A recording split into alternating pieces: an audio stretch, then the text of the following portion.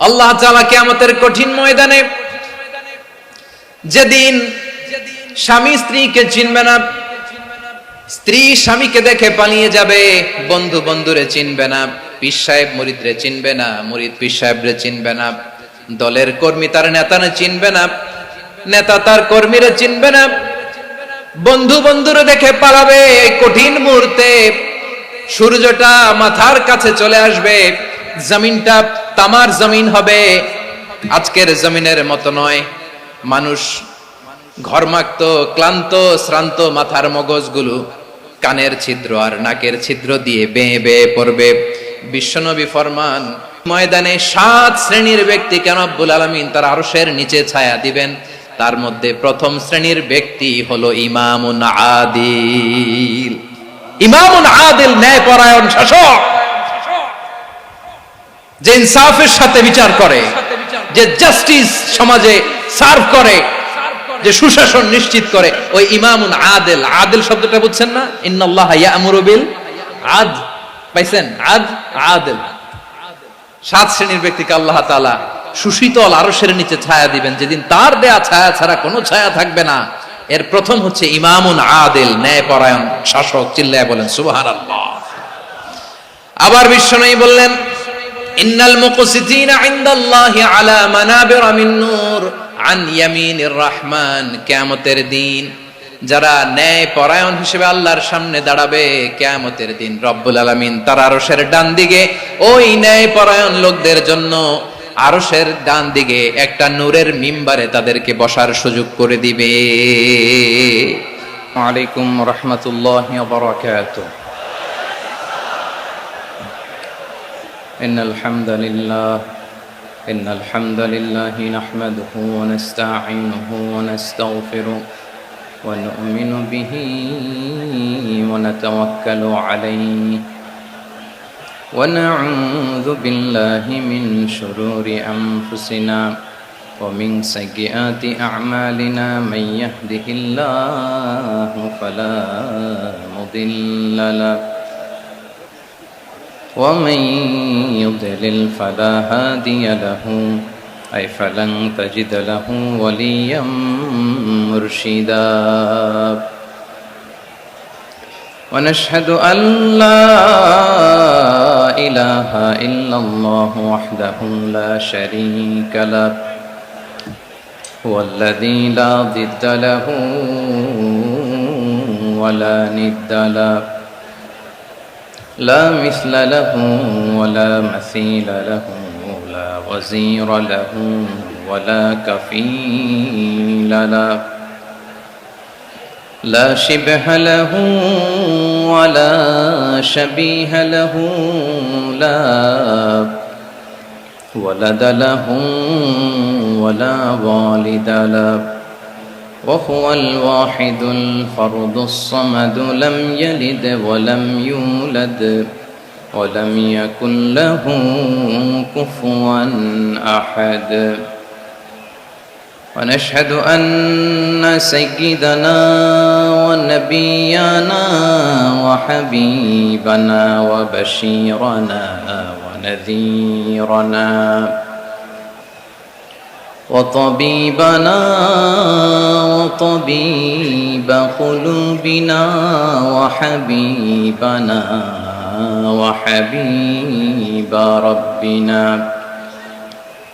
محمدا عبد الله ورسوله أرسله بالحق بشيرا ونذيرا وداعيا إلى الله بإذنه وسراجا منيرا. أما بعد فقد قال الله تعالى في كلامه المجيد وفي فرقانه الحميد أعوذ بالله من الشيطان الرجيم بسم الله الرحمن الرحيم ইন্নাল্লাহা ইয়া'মুরু বিল আদলি ওয়াল ইহসানি ওয়া ইতাই যিল কুরবা وينهى عن الفحشاء والمنكر والبغي يعظكم لعلكم تذكرون إن الله وملائكته يصلون على النبي يا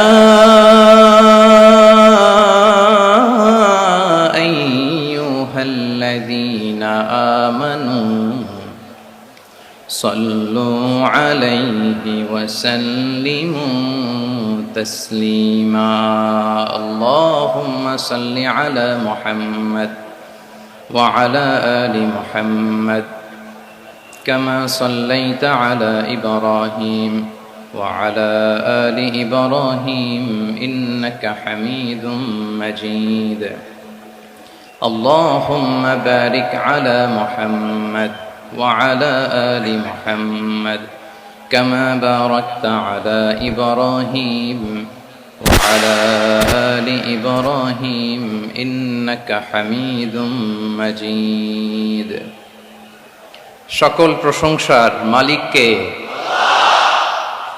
সকল ক্ষমতার উৎসকে, কেউ যেটা পারে না পারে কে, কেউ যেটা দেখে না দেখে কে, কেউ যেটা শোনে না শোনে কে, সে আল্লাহ তাআলার দরবারে আমরা শুকরগুজার হচ্ছি। সবাই পড়ে নিচ্ছি কালিমাতুশ শুকর, আলহামদুলিল্লাহ।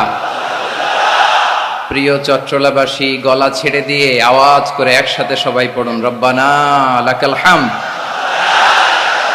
হামদান কাসীরান طيبا مباركا فيه يا ربي لك الحمد كما ينبغي لجلال وجهك وعظيم سلطانك لك الحمد بالإيمان لك الحمد بالإسلام لك الحمد بالقرآن আল্লাহ রব্বুল ইজ্জা ওয়াল জালালের দরবারে শুকরিয়া জ্ঞাপনের পাশাপাশি আমি আজকের এই ঐতিহাসিক চট্টগ্রামের প্যারেড ময়দানে আয়োজিত 5 দিন ব্যাপী তাফসিরুল কোরআন মাহফিলের যারা সম্মানিত আয়োজক বৃন্দ, ইসলামী সমাজ কল্যাণ পরিষদ চট্টগ্রামকে অন্তরের অন্তঃস্থল থেকে ধন্যবাদ এবং মোবারকবাদ জানাতে চাই, যারা দীর্ঘ কয়েক মাস ব্যাপী অনেক কষ্ট করে, অনেক ডিজাইন করে, অনেক প্ল্যান প্রোগ্রাম করে এরকম চমৎকার একটি কোরআনের বাগানকে সাজিয়েছে। আজকের এই প্রোগ্রামের সম্মানিত সভাপতি, প্রধান অতিথি, বিশেষ অতিথি, মঞ্চে উপবিষ্ট উলামায়ে কেরাম, কমিউনিটি লিডার্স, চট্টগ্রামের বিভিন্ন পর্যায়ের বিভিন্ন দলের সামাজিক, ধর্মীয়, রাজনৈতিক নেতৃবৃন্দ, ব্যবসায়ী ভাইয়েরা, চাকরিজীবী ভাইয়েরা, শ্রমজীবী ভাইয়েরা, ছাত্র ভাইয়েরা, পর্দার আড়ালে আমার মায়েরা এবং বোনেরা, সাংবাদিক বন্ধুরা, মিডিয়া কর্মী, ইউটিউবার্স, ভলান্টিয়ার্স, আপনাদের সবাইকে অন্তরের অন্তঃস্থল থেকে শুভেচ্ছা জানাই, মোবারকবাদ জানাই। আপনারা সবাই কেমন আছেন? সবাই ভালো আছেন? সুস্থ আছেন? দোয়া করি আল্লাহ তাআলা আপনাদের সবাইকে ভালো রাখুন, সুস্থ রাখুন, নিরাপদে রাখুন। আমরা সবাই পড়ি আমিন। সম্মানিত সুধী, হযরতুল আল্লাম শহীদ মরহুম আল্লামা দেলওয়ার হোসেন সাঈদী রাহিমাহুল্লাহ, ওনার স্মৃতি বিজড়িত আজকের এই ঐতিহাসিক প্যারেড ময়দানের তাফসিরুল কোরআনের প্রোগ্রামে সব আছে। স্টেজ আছে, শ্রোতা আছে, প্যান্ডেল আছে, মিডিয়া কাভারেজ আছে, কিন্তু আমাদের কলিজার টুকরাটা আমাদের মাঝে নাই। আজকের এই প্রোগ্রামে আলোচক হয়ে এই চেয়ারে আমি না বসে ওই শ্রোতাদের কাতারে বসে যদি আমাদের আল্লামার নুরানি চেহারার দিকে তাকিয়ে ওয়াজ শুনতে পারতাম, আমাদের হৃদয়টা ঠান্ডা হয়ে যেত, আমাদের তৃষ্ণার্ত হৃদয় শান্ত হতো। সব আজকে আছে, কি যেন নাই, ঠিক কিনা বলেন?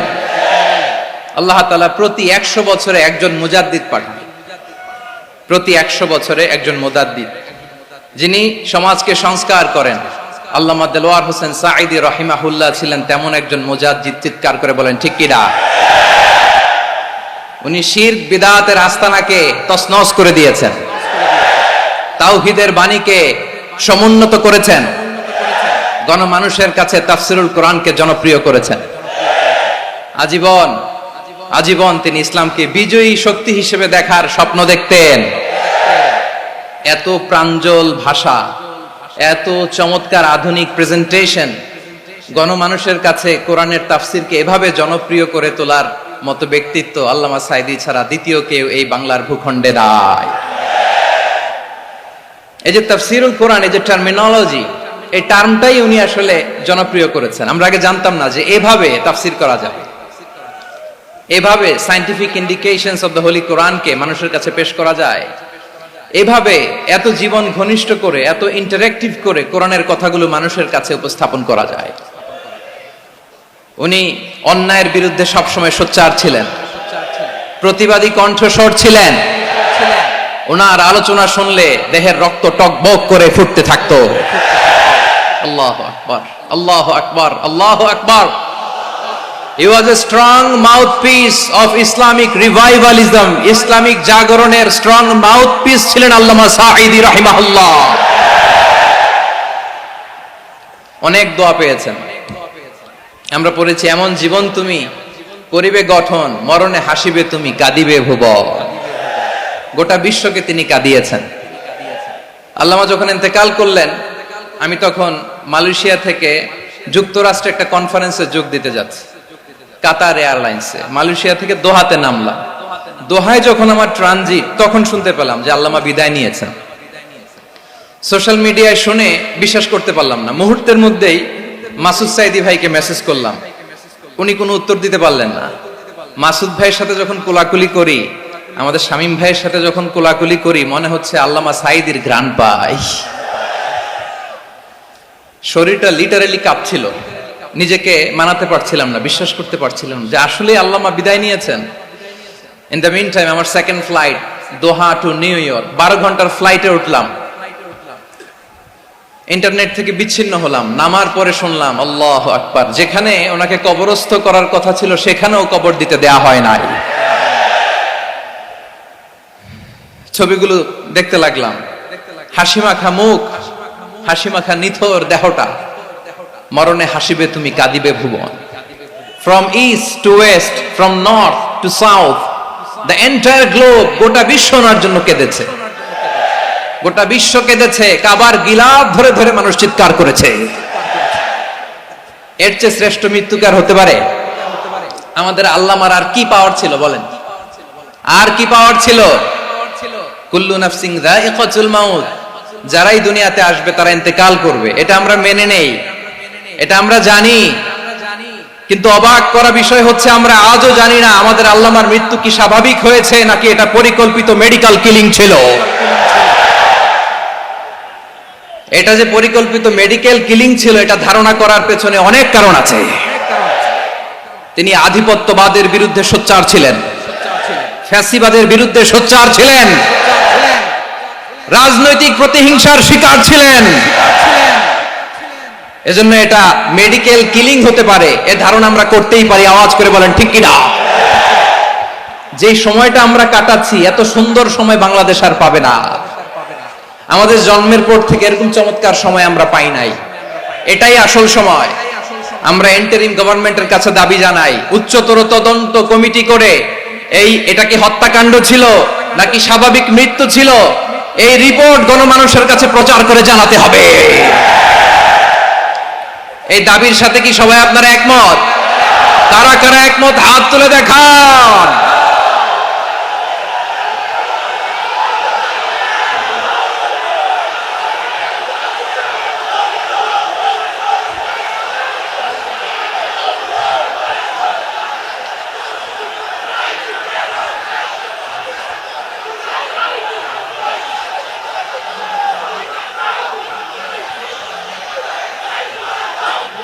আমার প্রিয় ভাইয়েরা, প্রিয় চট্টলাবাসী, আল্লাহ তাআলা তার এই মুখলেস গোলামকে তার জান্নাতুল ফেরদাউসের মেহমান হিসেবে কবুল করুক, তার জীবনের সকল খেদমাগুলোকে কবুল করুক, জান্নাতুল ফেরদাউসের আলা মাকামে তাকে মেহমান হিসেবে কবুল করুক।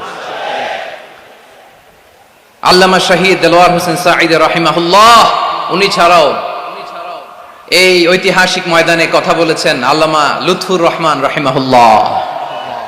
চলে গিয়েছেন আমাদেরকে ছেড়ে। তিনি বলতেন, ইনশাআল্লাহ মিজান আবার আসবে।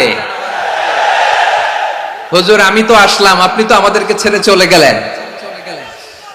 আল্লাহু আকবার, আল্লাহু আকবার, আল্লাহু আকবার। গলায় কোনো সুর ছিল না, সুর দিয়ে কথা বলতেন না, কিন্তু এত চমৎকার শব্দের বুনন, এত চমৎকার প্রেজেন্টেশন, এত চমৎকার ভাবে ঐতিহাসিক বর্ণনাগুলো তিনি উপস্থাপন করতেন। মন্ত্রমুগ্ধ হয়ে আমরা আল্লামা লুৎফুর রহমানের কথা শুনেছি।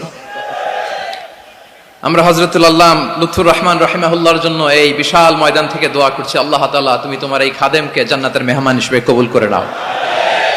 আরো অনেক আল্লামারা এখানে কথা বলেছেন, বিশেষ করে বাইতুল শরফের মরহুম পীর সাহেব হুজুর থেকে শুরু করে আরো যারা যারা তারকাতুল্য ওলামায়ে কেরাম এই চট্টগ্রামের ময়দানে কথা বলেছেন, আলো ছড়িয়েছেন। আমরা এই লক্ষ লক্ষ তাওহীদি জনতাকে নিয়ে তাদের জন্য দোয়া করছি, আল্লাহ তাআলা ওনাদের জীবনের সকল ভুল ত্রুটি ক্ষমা করে দিয়ে তাদেরকে জান্নাতুল ফেরদাউসের মেহমান বানিয়ে নিক। আমরা এই ঐতিহাসিক প্যারেড ময়দানের প্রোগ্রাম থেকে স্মরণ করতে চাই 24-এর ছাত্র নাগরিক অভ্যুত্থানে আমার যে সমস্ত ছাত্র নাগরিক ভাইয়েরা দেহের তাজা রক্ত বিলি দিয়ে নতুন বাংলাদেশ আমাদেরকে উপহার দিয়েছে। বিশেষ করে আপনাদের এই চট্টগ্রামের শহীদ ফাইসাল, শহীদ ওয়াসিম সহ সকল শহীদকে আল্লাহ তাআলা কবুল করুক। আমরা সবাই পড়ি আমিন। প্রিয় ভাইয়েরা, আমি নগণ্য একজন কোরআনের ছাত্র, এত বিশাল মঞ্চে এত বড় প্ল্যাটফর্মে কথা বলা আমার জন্য সাজে না। তারপরও আমাদের মুরব্বীরা আমাদের ডানে বায়ে বসে আছেন, ওনাদের আদেশ ক্রমে, ওনাদের অনুমতি ক্রমে কিছু কথা আজকের এই ঐতিহাসিক প্রোগ্রামে আপনাদের সামনে উপস্থাপন করার চেষ্টা করব। ওমা তৌফিক ইল্লা বিল্লাহ। প্রিয় ভাইয়েরা, 5 দিন ব্যাপী এই তাফসিরুল কোরআনের প্রোগ্রামে অনেক ওলামা হযরত কথা বলেছেন। যারা কোরআন সুন্নাহ থেকে আমাদেরকে কোরআনের কথাগুলো শোনালেন, আমরা যেন সেগুলো আমল করতে পারি, আল্লাহ আমাদেরকে তৌফিক দান করুক। শুরুতে আমাদের নিয়তটাকে খালেস করে নেওয়া দরকার। এই যে গ্যাদারিং, এই যে হিউজ শোডাউন, এগুলো যদি আমাদের নিজেদেরকে পরিবর্তন না করে তাহলে এতে কোনো লাভ নাই। জোরে বলেন ঠিক কিনা? এই প্রোগ্রাম যদি আমাদের জীবনকে পরিবর্তন করে, আমাদের চিন্তার ডিএনএ কে চেঞ্জ করে দেয়, তাহলেই চট্টগ্রামের প্যারেড ময়দান সার্থক। আসুন আমরা চিন্তাকে খালেস করে নেই। আমরা সবাই নিয়ত করি যে যতটুকু কথা আমরা কোরআনের আলোকে শুনবো, আমলের নিয়তে শুনবো ইনশাআল্লাহ। বলেন সবাই। আপনারা সবাই ঠিকঠাক আছেন তো? কখন আসছেন আপনারা? সবাই আসছেন কখন? সকালে, কেউ দুপুরে, 9টায়। আল্লাহ আল্লাহ আল্লাহ। দুপুরের খাবার খাওয়ার সুযোগ হয়েছিল? খান নাই? রোজা রাখছেন? আহা, আমি কি দিয়ে বিদায় দেব আমার এই ভাইগুলোরে? আল্লাহ তুমি আমার ভাইগুলোরে কবুল করো। ইসলামের পক্ষের এই গণজোয়ারকে আগামীর বাংলাদেশের ইসলামের জন্য তুমি কবুল করো। যেই ভালোবাসা ইসলামের জন্য হয়, যেই গণজোয়ার কোরআনের জন্য হয়, পৃথিবীর কোন শক্তি দিয়ে সেটাকে আটকানো যায় না। জোরে বলেন ঠিক কিনা? এজন্য গ্রাজুয়ালি, সিস্টেম্যাটিক্যালি, মেথোডোলজিক্যালি আমাদেরকে আগাতে হবে, শুধু আবেগ দিয়ে নয়। বিবেকেরও দরকার আছে না নাই? প্রিয় ভাইয়েরা, আসুন, আমাদের কথা অনেক বেশি, সময় অনেক কম। আমরা আর কাল বিলম্ব না করে মহাবিশ্বয় মহাগ্রন্থ আল কোরআন আল কারীম থেকে কিছু কথা শুনি। আমি যে টপিকটা নিয়ে আজকের ঐতিহাসিক চট্টগ্রামের প্যারেড ময়দানের তাফসিরুল কোরআন প্রোগ্রামে আলোচনা করব, সেটা হচ্ছে সূরাতু আন-নাহলের 90 নম্বর আয়াত নিয়ে কিছু কথা আমরা উপস্থাপন করবার চেষ্টা করব ইনশাআল্লাহ। আমার খুতবার শুরুতেই আপনারা মোটামুটি আন্দাজ করে ফেলেছেন যে আমি কি নিয়ে আলোচনা করব, কারণ যে আয়াতটি আমি তেলাওয়াত করেছি এই আয়াতটি প্রায়শই এই ভূখণ্ডে, এই বাংলাদেশে জুমার দিনে খতিব সাহেবরা দ্বিতীয় খুতবা শেষের দিকে পড়ে না? কি কমন পড়ছে? ইন্নাল্লাহা ইয়া'মুরু বিল আদলি ওয়াল ইহসান ওয়া ইতা'i যিল কুরবা ওয়া ইয়ানহা আনিল ফাহশাই ওয়াল মুনকারি ওয়াল বাগি ইয়া'iদুকুম লাআল্লাকুম তাযাক্কারুন। মুখস্থ আছে না সবার? আসুন আমরা এই আয়াতের সরল অর্থ, এর মর্মবাণী, এর সংক্ষিপ্ত তাফসীর সবাই মিলে আজকের এই প্রোগ্রাম থেকে উদ্ধার করার চেষ্টা করি। আপনারা মনোযোগী আছেন তো? ইনশাআল্লাহ। এই আয়াতটা অনেক কম্প্রিহেন্সিভ একটা আয়াত। সাইয়েদনা আব্দুল্লাহ ইবনে মাসউদ রাদিয়াল্লাহু তাআলা আনহু উনি বলেছেন, ইন্নাহা মিন আজমাই আয়াতিল কুরআন, এটা কোরআনের সবচেয়ে জামে মানে আয়াত। যদিও ছোট্ট আয়াত, অল্প কিছু কথামালা, কিন্তু তিনি বলতেন এটা কোরআনের সবচাইতে জামে মানে সবচেয়ে কম্প্রিহেন্সিভ একটা আয়াত, যেখানে কথা কম, শব্দ কম, কিন্তু এটার দোতনা, এটার আবেদন, এটার মিনিং অনেক বেশি। সুবহানাল্লাহ। এই আয়াতে আল্লাহ তাআলা বেসিক্যালি আমাদেরকে তিনটা বিষয়ে আদেশ করেছেন আর তিনটা বিষয়ে বারণ করেছেন, মানে নিষেধ করেছেন। আওয়াজ করে বলুন, আদেশ করেছেন কয়টা? প্রিয় চট্টলার ভাইয়েরা, আমার মতো এই যে তিন আঙ্গুল উঁচু করে বলেন, আদেশ করেছেন কয়টা? আবার নিষেধও কয়টা? মানবো তো আমরা ইনশাআল্লাহ? বলেন সবাই। 3 do's and 3 don'ts, do's and don'ts, তিনটা আদেশ, তিনটা নিষেধ। এই তিনটা আদেশ আর তিনটা নিষেধের ভেতরে আল্লাহ তাআলা গোটা ইসলামী শরিয়ার মূল নির্যাসকে ঢুকিয়ে দিয়েছেন। সুবহানাল্লাহ। এই ছোট্ট একটা আয়াতে গোটা ইসলামী শরিয়ার, the gist, the cream of the creams, গোটা ইসলামী শরিয়ার মূল নির্যাসকে আল্লাহ ঢুকিয়ে দিয়েছেন। তিনটা আদেশ আর তিনটা নিষেধ। আসুন আমরা সরাসরি কোরআন থেকে শুনি, সবাই পড়ুন। আউযু বিল্লাহি মিনাশ শাইতানির রাজীম। বিসমিল্লাহির রহমানির রহিম।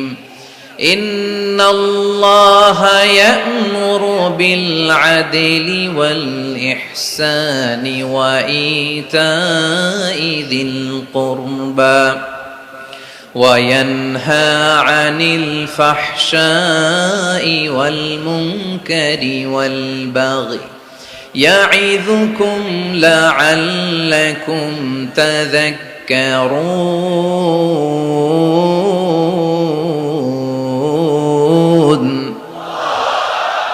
আল্লাহ তাআলা ইরশাদ করছেন, ইন্নাল্লাহা ইয়া'মুরু বিল আদলি ওয়াল ইহসান, নিশ্চয় আল্লাহ তাআলা তোমাদেরকে ন্যায় বিচারের আদেশ দেন, সদাচরণের আদেশ দেন, নিকটাত্মীয়দেরকে দানের আদেশ দেন। আদেশ কয়টা? আওয়াজ করে সবাই বলুন তো কয়টা? নিশ্চয় আল্লাহ তাআলা তোমাদেরকে ন্যায় বিচারের আদেশ দেন,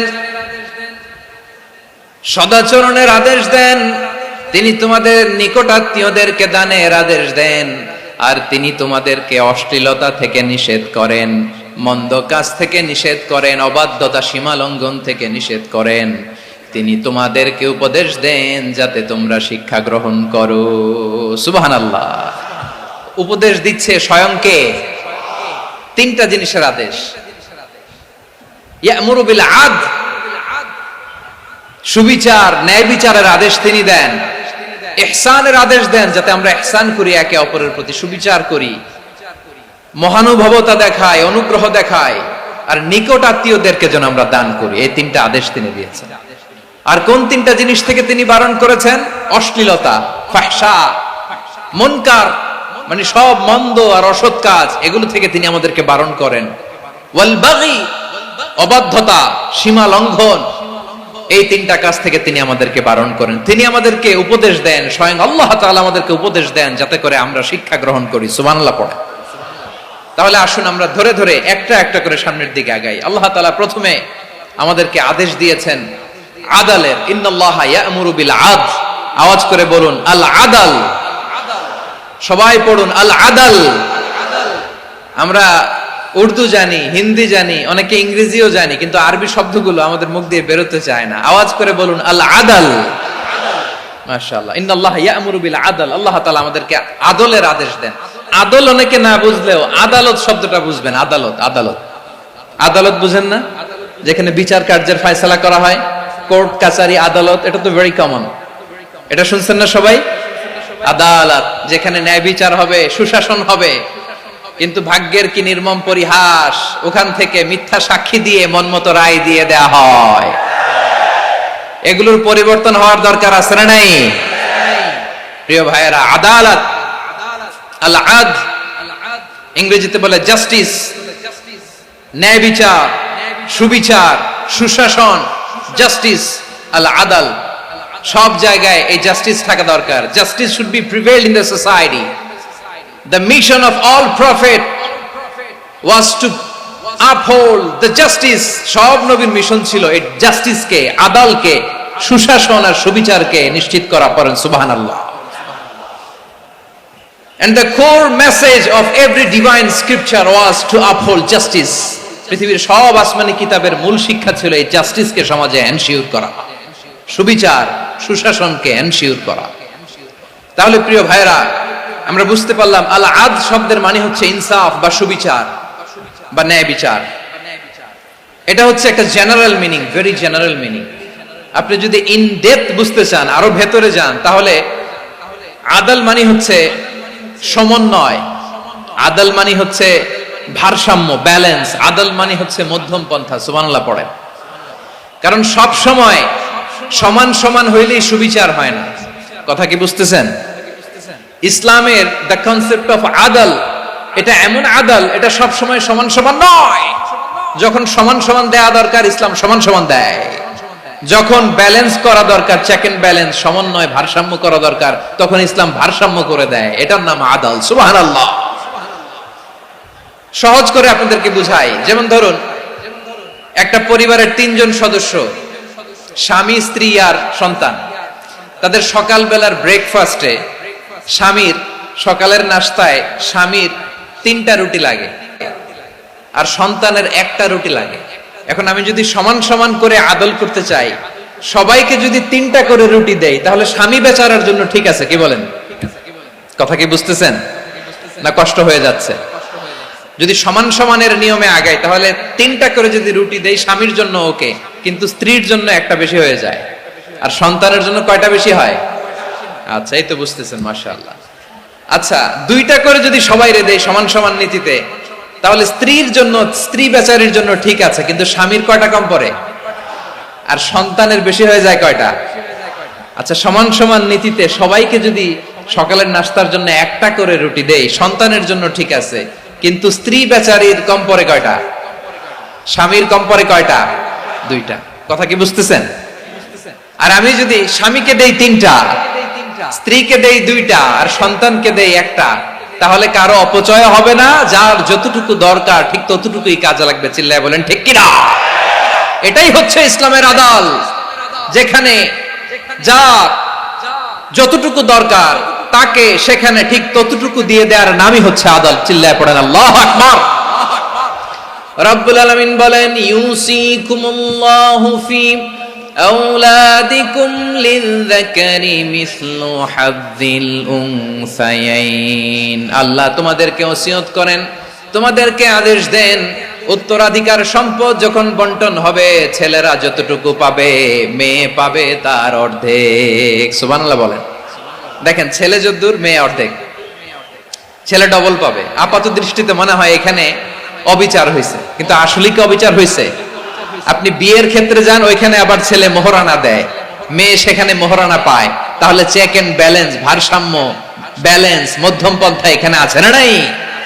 এটাই হচ্ছে ইসলামের আদল। আল্লাহ তাআলা এই আদলের আদেশ দিয়েছেন, সুবিচার, ন্যায় বিচার, সুশাসন এবং ভারসাম্যের আদেশ দিয়েছেন। প্রিয় ভাইয়েরা, একটি শান্তিময় সমাজ, একটা সমৃদ্ধ সমাজ, একটা মানবিক সমাজ যদি আমরা পেতে চাই, এই আয়াতের মধ্যে যতগুলো পয়েন্ট আছে সবগুলোর বাস্তবায়ন লাগবে।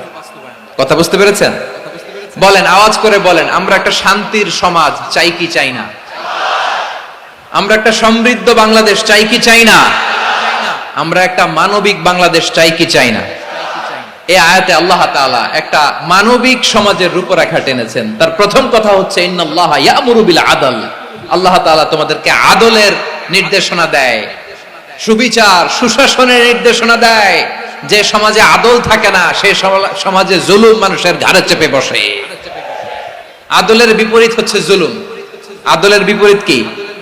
জুলুম বা জাওর, অত্যাচার, অবিচার, বৈষম্য। এই যে বৈষম্য বিরোধী ছাত্র আন্দোলন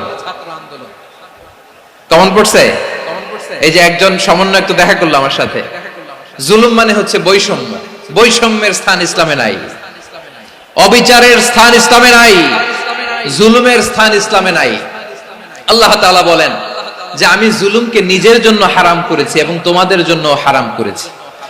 বিশ্বনবী ফরমান, আল্লাহ তাআলা বলেন হাদিসে কুদসিতে, ইয়া ইবাদি ইন্নী হারামতু যুলমা আলা নাফসি ওয়া জাআলতুহু বাইনাকুম মুহাররামান ফালা তাযালামু। আমার গোলামেরা শোনো, নিশ্চয় আমি আল্লাহ তাআলা জুলুমকে আমি আমার উপরে হারাম করেছি, অনুরূপভাবে জুলুম করাকে তোমাদের উপরেও হারাম করেছি। ফলে ফালা তাযালামু, তোমরা একে অপরের সাথে জুলুম করো না। নির্দেশনাটা কার? খবরদার, জুলুমের সাথে আমাদের কোনো সম্পর্ক নাই।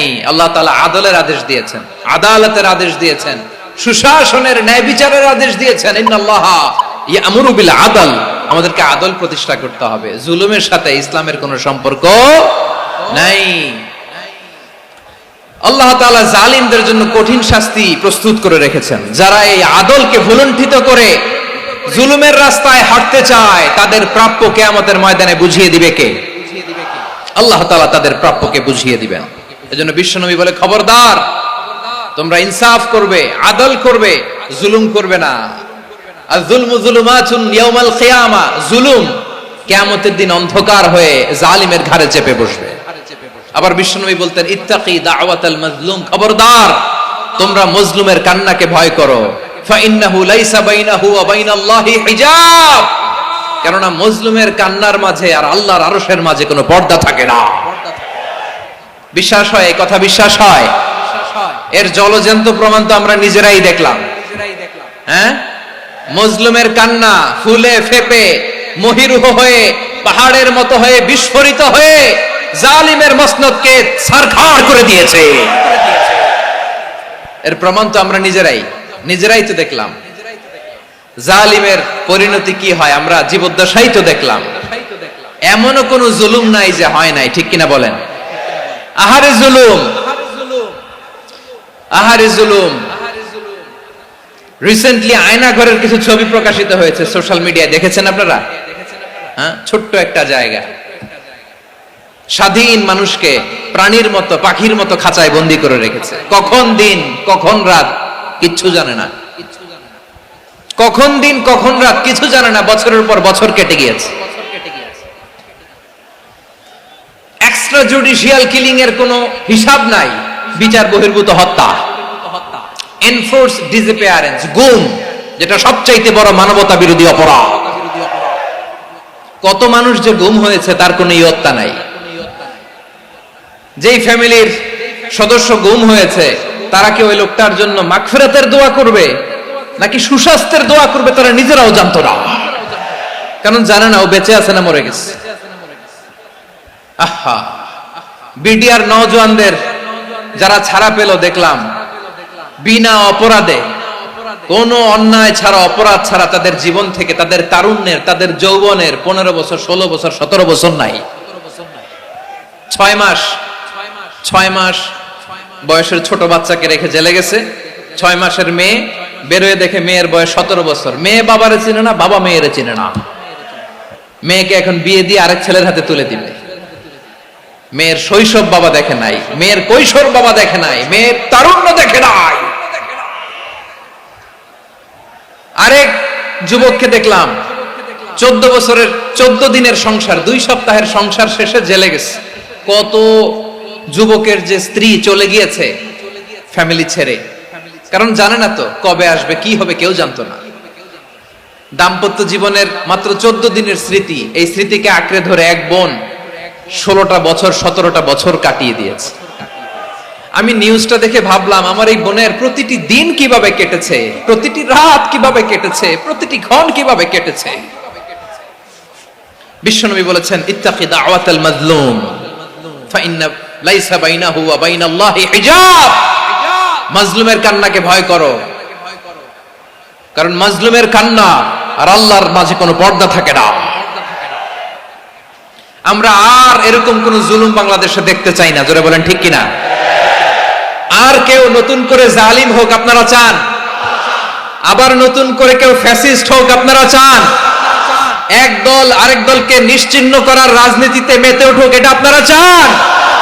আমরা বাংলাদেশকে আদল দিয়ে সাজাতে চাই। আমরা এই 56,000 বর্গ মাইলের প্রতিটা ইঞ্চি মাটিকে কোরআনের আইন দিয়ে সাজাতে চাই। রাজি আছেন আপনারা? কারা কারা রাজি দেখান হাত তুলে আল্লাহকে।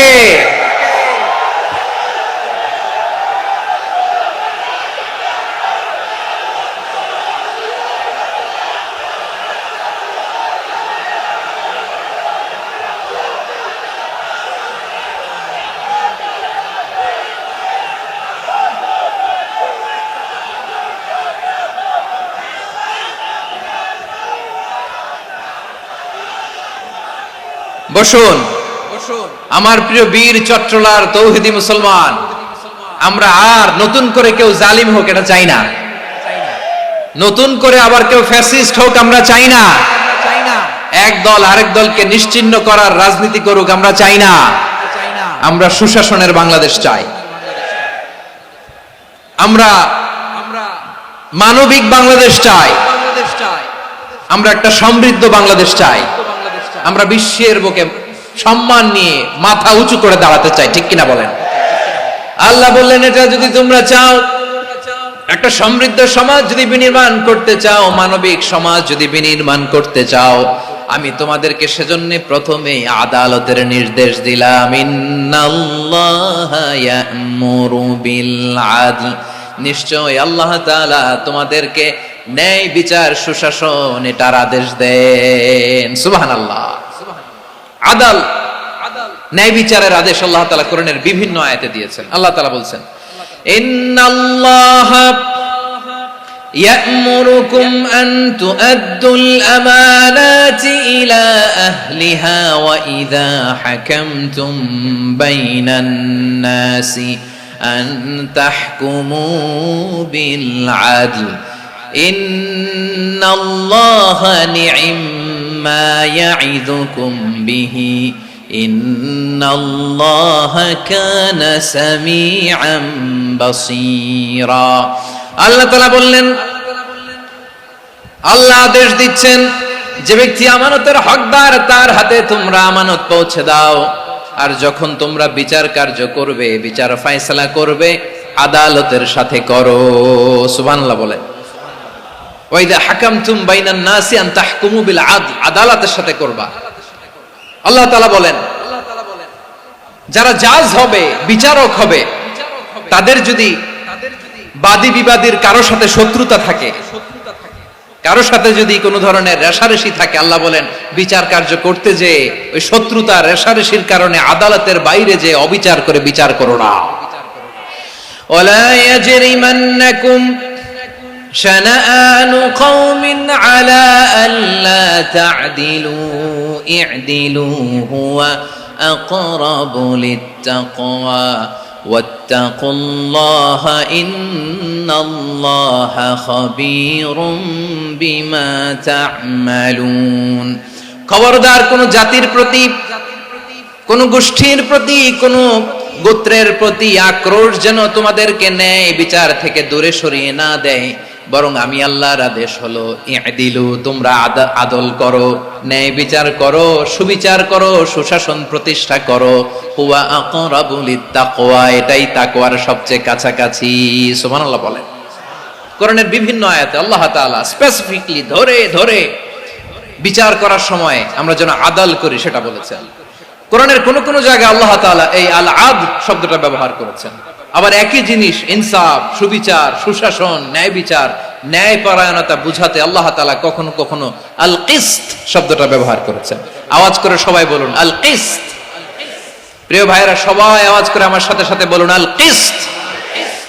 আল্লাহ তাআলা বলেন ওয়া ইন হাকামতা ফাহকুম বাইনাহুম বিল কিসতি ইন্নাল্লাহা ইউহিব্বুল মুকসিতিন।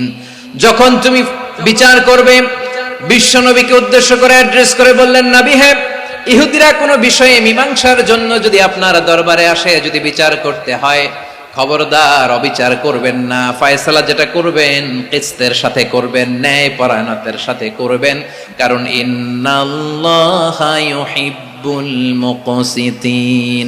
নিশ্চয় আল্লাহ রাব্বুল ইজ্জাত ন্যায়পরায়ণশীলদেরকে বড্ড ভালোবাসেন। সুবহানাল্লাহ বলেন। ন্যায়পরায়ণ লোকদেরকে আল্লাহ তাআলা বড্ড ভালোবাসেন। অন্য আয়াতে আল্লাহ তাআলা বলছেন, وَنَضَعُ الْمَوَازِينَ الْقِسْطَ لِيَوْمِ الْقِيَامَةِ فَلَا تُظْلَمُ نَفْسٌ شَيْئًا। আমি কিয়ামতের দিন ন্যায়পরায়ণতার মানদণ্ড স্থাপন করব, যেটাকে আমরা মিজানের পাল্লা বলি। আল্লাহ বলেন ন্যায় বিচারের মানদণ্ড কিয়ামতের ময়দানে আমি আল্লাহ স্থাপন করব। সেদিন কারো প্রতি বিন্দু পরিমাণ, এক চুল পরিমাণ অবিচার করা হবে না, কোনো অবিচার করা হবে না। সেদিন সুশাসন হবে, সুবিচার হবে, ন্যায় পরায়ণতার সাথে বিচার হবে। আওয়াজ করে পড়েন আল্লাহু আকবার। তাহলে প্রিয় ভাইরা, যে তিনটি বিষয়ে আল্লাহ তাআলা আমাদেরকে আদেশ দিয়েছেন, তার প্রথমটা হচ্ছে আদালত, ইনসাফ, সুবিচার, ন্যায় বিচার। এটা আমরা চাই কি চাই না? বিশ্বনবী ন্যায় বিচার, ন্যায় পরায়ণতা, সুশাসন প্রতিষ্ঠিত করেন কি করেন নাই? আপনারা বিশ্বনবীর সিরাত যারা পড়েছেন, আপনি দেখবেন বিশ্বনবীর সিরাতের পরতে পরতে, বাঁকে বাঁকে, সিরাতের বাঁকে বাঁকে এই আদালতের নমুনা মেলে। সুবহানাল্লাহ বলেন। ছোট্ট একটা নমুনা রাসূল সাল্লাল্লাহু আলাইহি ওয়াসাল্লামের আসিরা আল আতরা থেকে ছোট্ট একটা নমুনা আপনাদের খেদমতে এখানে উপস্থাপন করি। বিশ্বনবী সাল্লাল্লাহু আলাইহি ওয়াসাল্লাম মক্কা বিজয় করলেন ৮ম হিজরিতে। মক্কা বিজয় শেষে তিনি কয়েক সপ্তাহ মক্কাতে অবস্থান করলেন। ইন দ্য মিন টাইম মক্কার একটা ভেরি প্রেস্টিজিয়াস এন্ড ডিগনিফাইড ফ্যামিলির নারী চুরিতে ধরা পড়ল। কিসে ধরা পড়ল? সবাই বলেন কিসে? আমাদের সমাজে আসেনি এটা? আছে? ছোট না বড়? হ্যাঁ, হিসাব করে শেষ করা যায় না। ৩.৫ লাখ কোটি টাকা নাই উন্নয়ন প্রকল্পের নামে। উন্নয়ন প্রকল্পের নামে ৩.৫ লাখ কোটি টাকা নাই। ৩.৫ লাখ কোটি টাকা লিখতে পারবেন আপনি? একটা লিখতে পারবেন? বুঝতেছেন কত বড় সংখ্যা? হ্যাঁ, বনু মাখজুমিয়া গোত্রের এক নারী মক্কায় চুরিতে ধরা পড়ল। বলেন তো চুরি করলে বিধান কি? কি কাটতে হবে? চুরির বিধান হলো হাত কেটে দাও। দাও সেটা গোপনে নয়, প্রকাশ্যে জনসম্মুখে হাত কেটে দাও। বনু মাখজুমিয়া গোত্রের নারী যখন চুরিতে ধরা পড়লো, সাহাবারা চিন্তায় পড়ে গেলেন।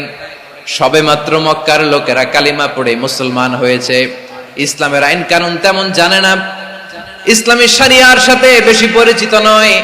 এখনই যদি বিশ্বনবী চুরির যেই বিধান এটা যদি কায়েম করে হাত যদি কেটে দেয়, না জানি মক্কার লোকেরা আবার বিগড়ে যায়, না জানি মক্কার লোকেরা আবার মুরতাদ হয়ে যায়, না জানি মক্কার লোকেরা ইসলাম থেকে দূরে সরে যায়।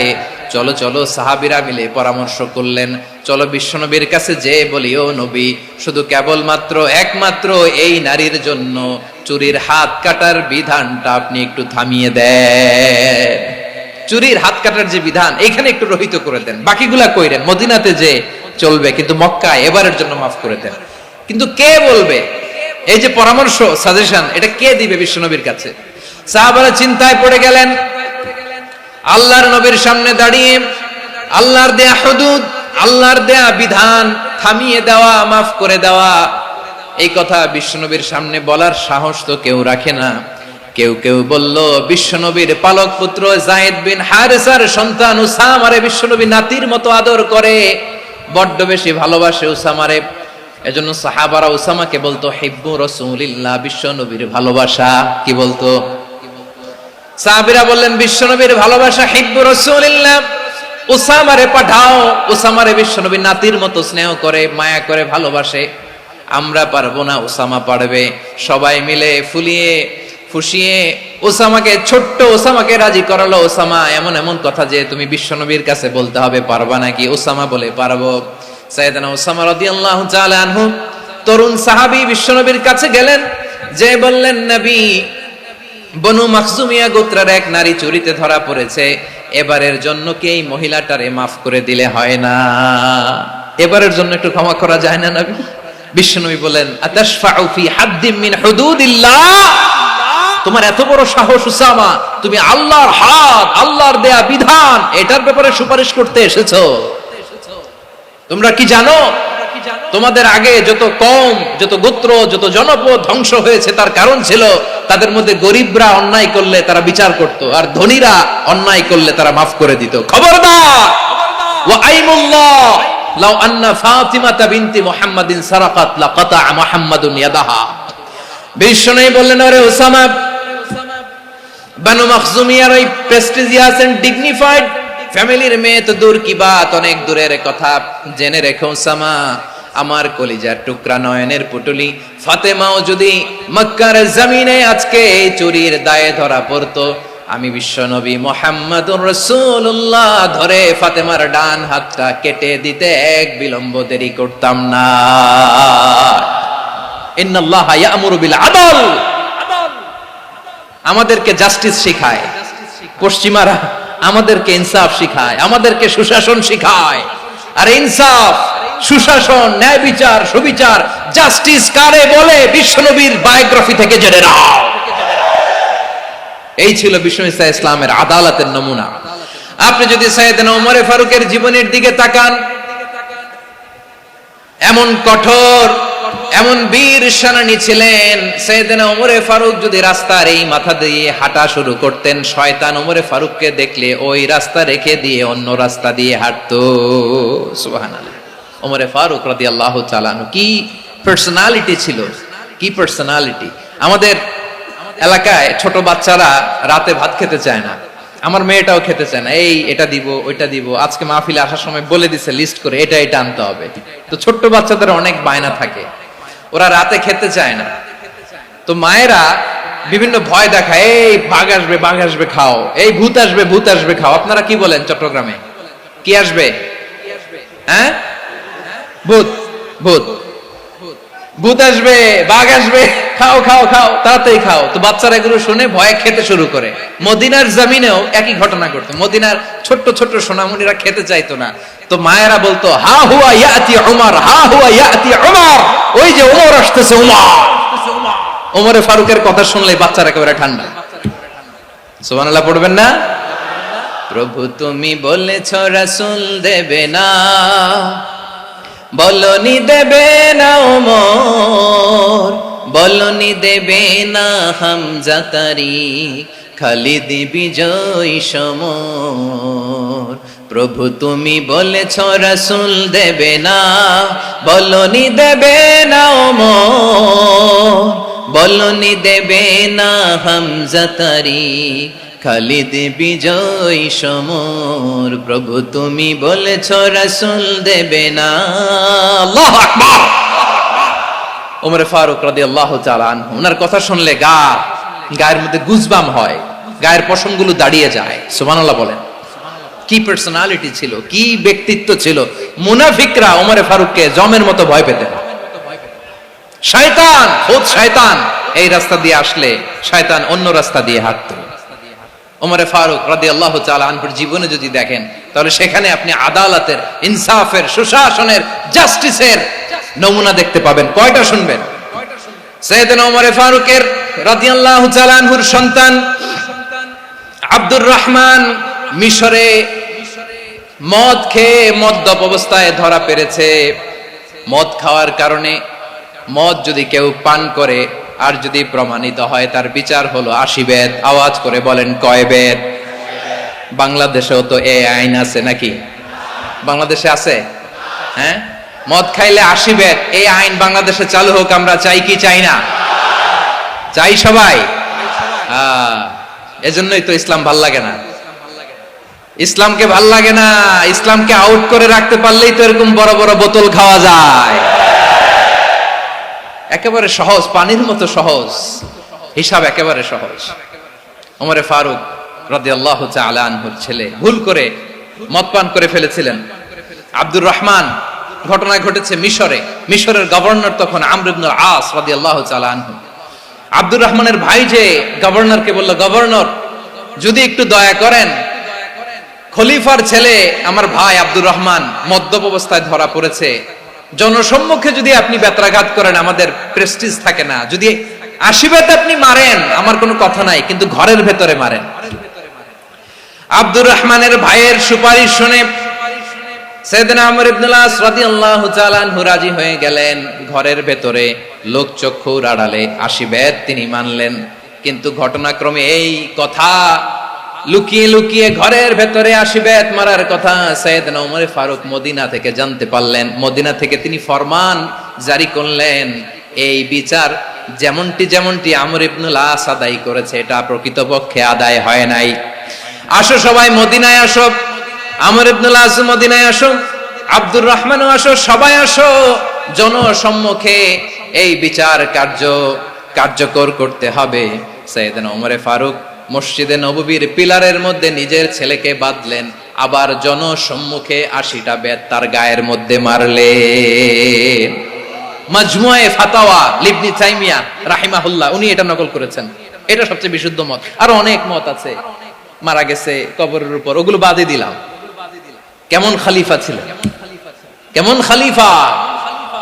পশ্চিমারা তোমরা জাস্টিস আমাদেরকে শেখাও, ইনসাফ কারে বলে সুশাসন আমাদেরকে তোমরা শেখাও। ওমর ফারুক রাদিয়াল্লাহু তাআলা ওই বিচারকে তিনি ধর্তব্য মনে করেন নাই। মদিনাতে এনে আবার জনসম্মুখে আবার 80 বেত মেরেছেন।